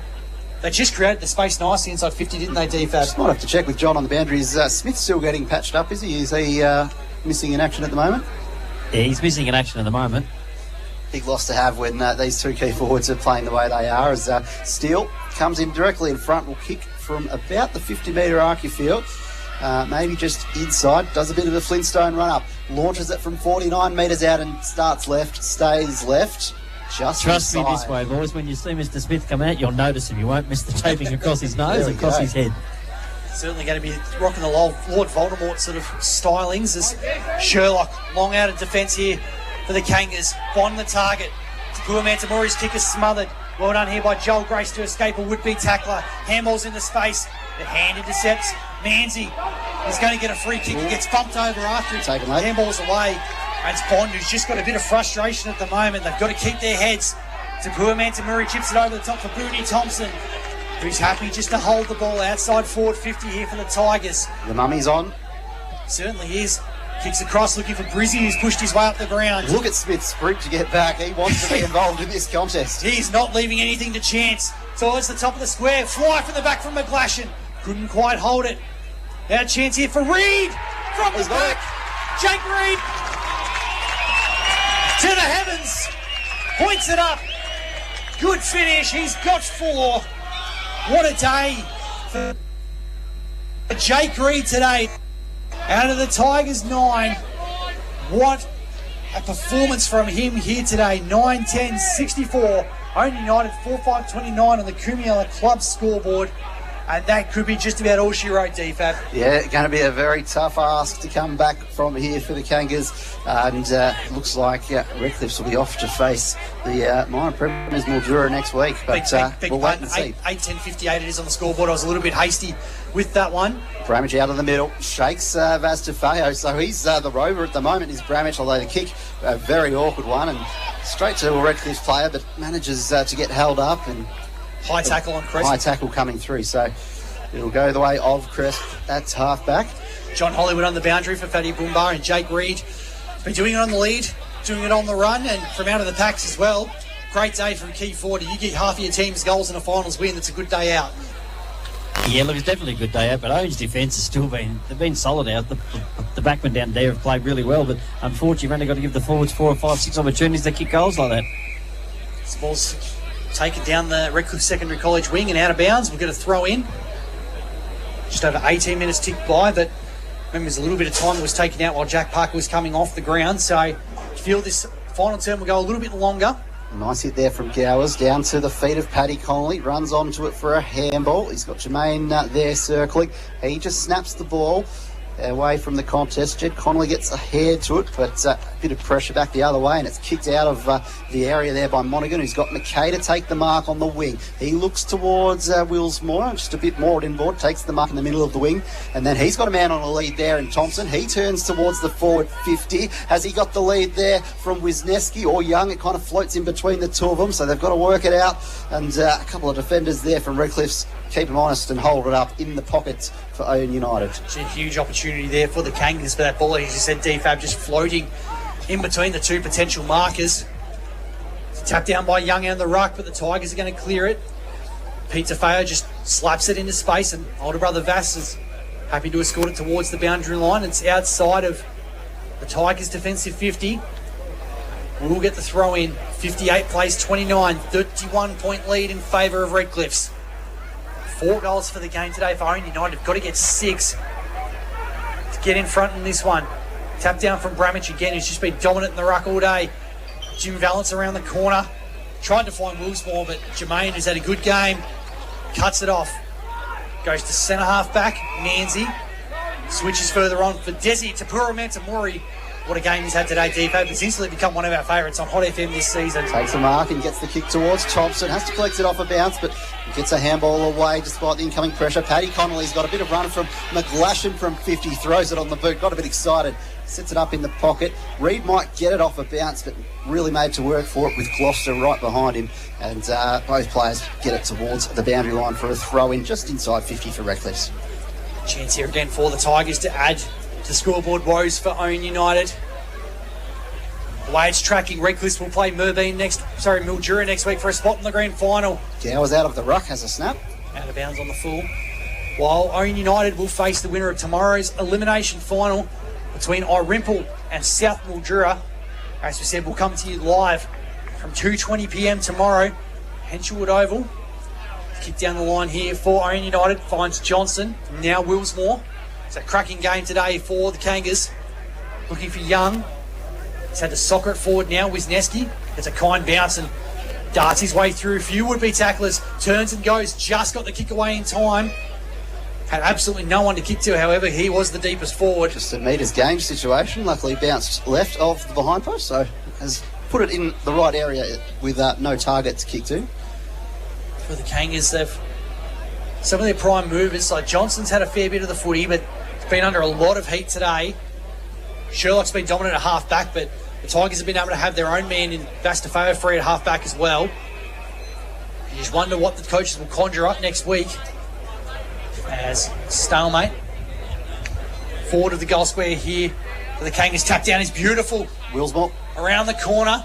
She got a little bit too much purchase on it, but Headley's marked it. Gee, he did so well to take that. Back with the flight and the frontal pressure from Crespo as well. Took the contact, kept hold of the footy. Great mark in the situation. He's running backwards for almost a good 10 metres there, following it through the air. Not an easy trajectory when it's a swirling breeze. So now the tough part is trying to snap a goal from the impossible angle. No multiple goal scorers for the Kangas today. Headley could be the first if he splits the uprights. Wonder if we'll go around the corner or go for the check side from that pocket. As time ticks away. Check side. Does indeed. Yarrow. Looks all right. It's just a bit short at the end. So good. It was a good opportunity. Ultimately there in the forward line with Willsmore getting it in a dangerous situation, but just the Kangas haven't quite been able to get into a situation where it feels a bit winnable. So 22 minutes gone. Tigers now move it out of defence through Vastafeo. Kicks ask a bit there of a teammate who had the unrealistic attempt into the back of Monaghan, who will get the free kick.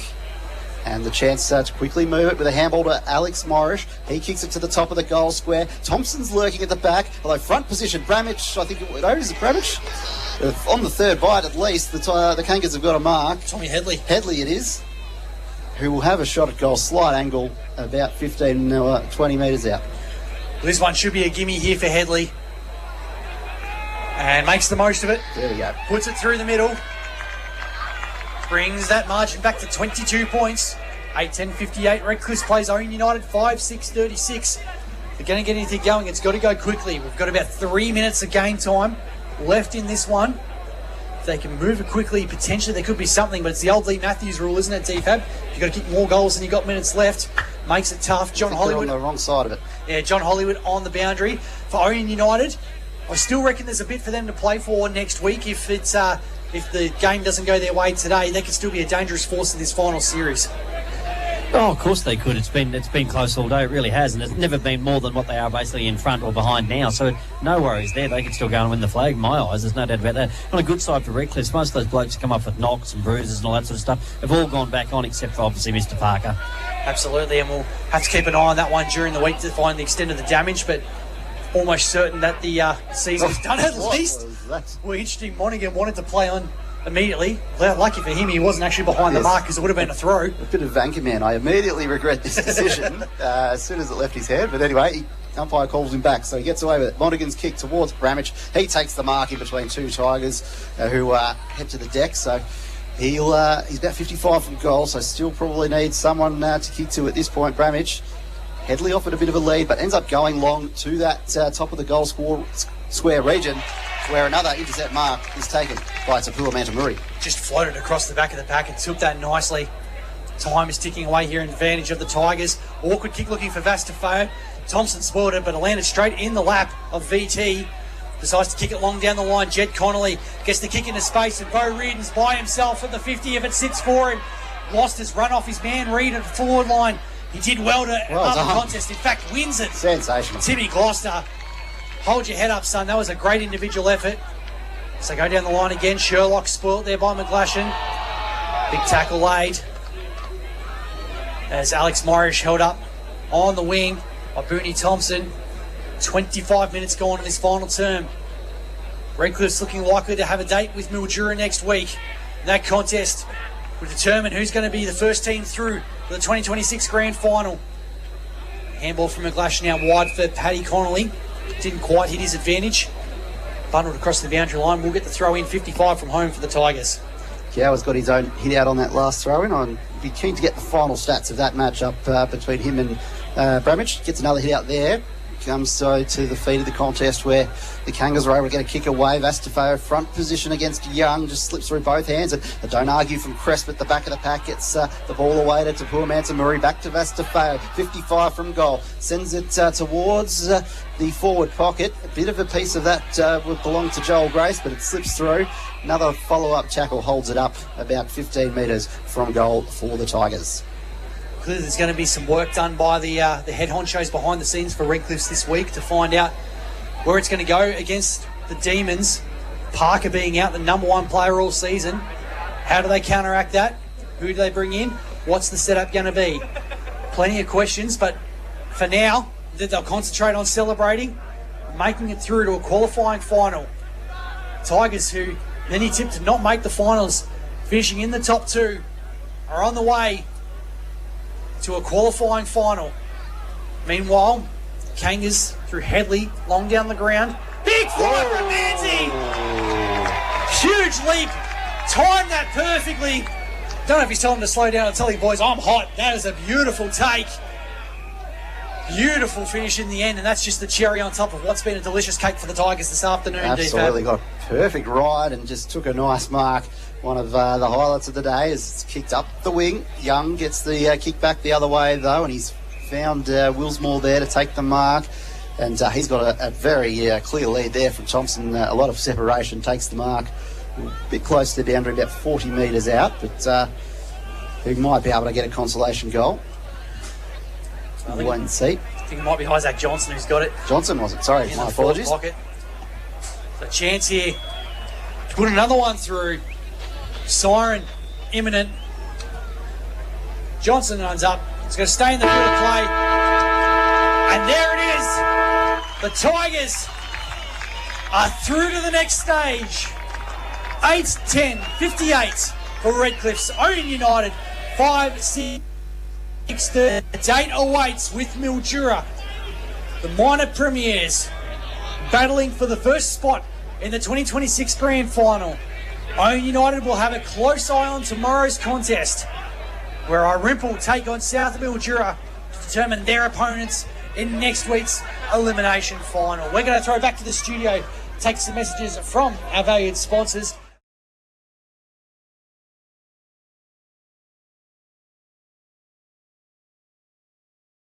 As always, exquisite timing from our man Pat Silcox at the back of the box here to get us up and running.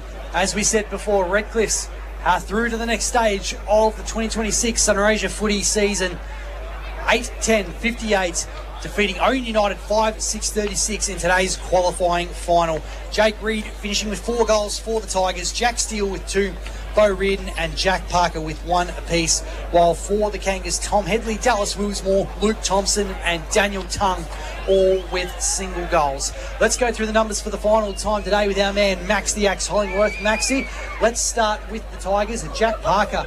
Unfortunate story coming out of this one with a knee injury in the final term, but what were his final numbers? Yeah, Jack Parker was good today. He had 13 possessions, 2 marks, 2 tackles, 3 inside 50s, a goal and a behind. Jed Connolly, a solid, if not spectacular day for him today? Yeah, Jed Connolly was solid today with 10 possessions, 4 marks and 1 behind. Man who just got chaired off for his 50th game for the Redcliffe's Tigers, Jimmy Kennedy? Jimmy Kennedy was a bit quieter today. He had 7 possessions, 3 marks, 1 tackle and 1 inside 50. And one man who wasn't quiet, especially in the second half, was Vastafeo. He was huge in that contest. Yeah, Vastafeo was superb. He had 27 possessions, 3 marks, 2 tackles and 3 inside 50s. How many of those possessions were in the second half, Maxie? 14. So he certainly was very, very instrumental in that. What about for Ouyen United? And main man for them was Kane Sherlock again from halfback.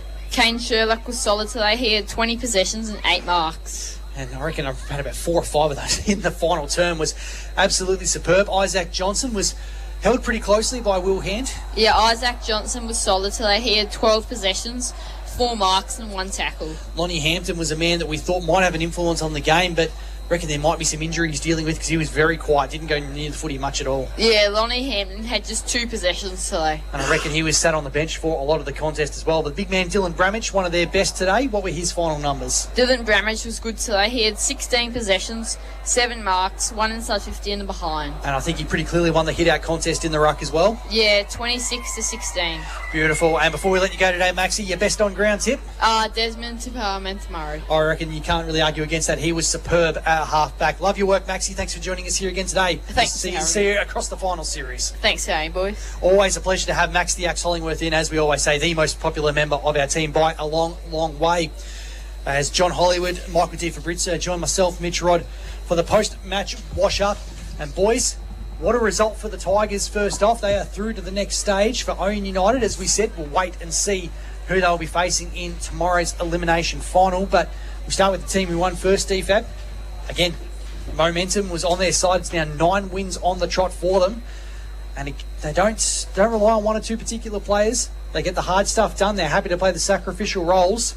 Could be important in a finals campaign. Absolutely. They were superb from their opening bouts today, Redcliffe, and 22-point margin probably undersells it a bit. I think the way they certainly dominated most of the first quarter, and really from then on, they really just did what they had to do to keep Ouyen Utd at bay. They didn't really let them get a really promising run back into the game where you thought, oh yeah, they're going to get there. It was more just, no, you're going to be held at enough distance that we're not going to worry too much. I think the best thing about them, DFAB, is that they don't worry about a mistake. It doesn't seem to bother them, or they don't worry about if the momentum's about to change, because they just steal it back. They're like thieves in the night. Every time you think they're going to lose the momentum of the game, and there's reasons for them to lose the momentum, they don't. They just seem to steady the ship and just keep doing what they're trained to do, which is a very simple game plan. It literally is. And I heard you blokes say it in the last term. The thing about it is you've got to go and get the ball first, do you not? I know you said that about Willsmore, that he's been, he got free kicks high, that sort of stuff, but he goes and gets the ball. 99% of the Redcliffe players do the same thing. They want it first, and they worry about the game once they've got it. To them, it's a keep us off, give it to us first, we've got to get it first, and then we'll disperse. We won't disperse first. They want numbers at the ball. You'll often see they'll leave their man, they'll leave the forward they're playing on, they'll leave the on-baller they're playing on. They'll even the taggers. The taggers will drop off their tag to go and help out. They want 3 against 4. They want all the odds their way. They certainly do. Therefore, they want the ball first. They've got the ball, and then it's right. Now it's play on. So.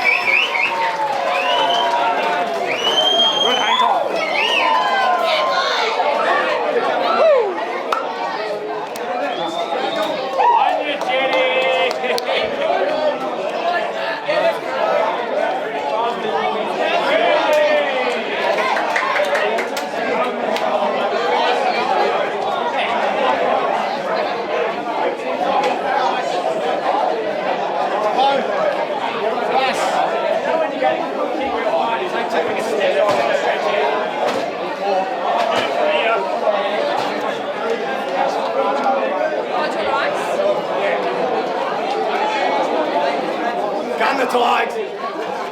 Oh, smart.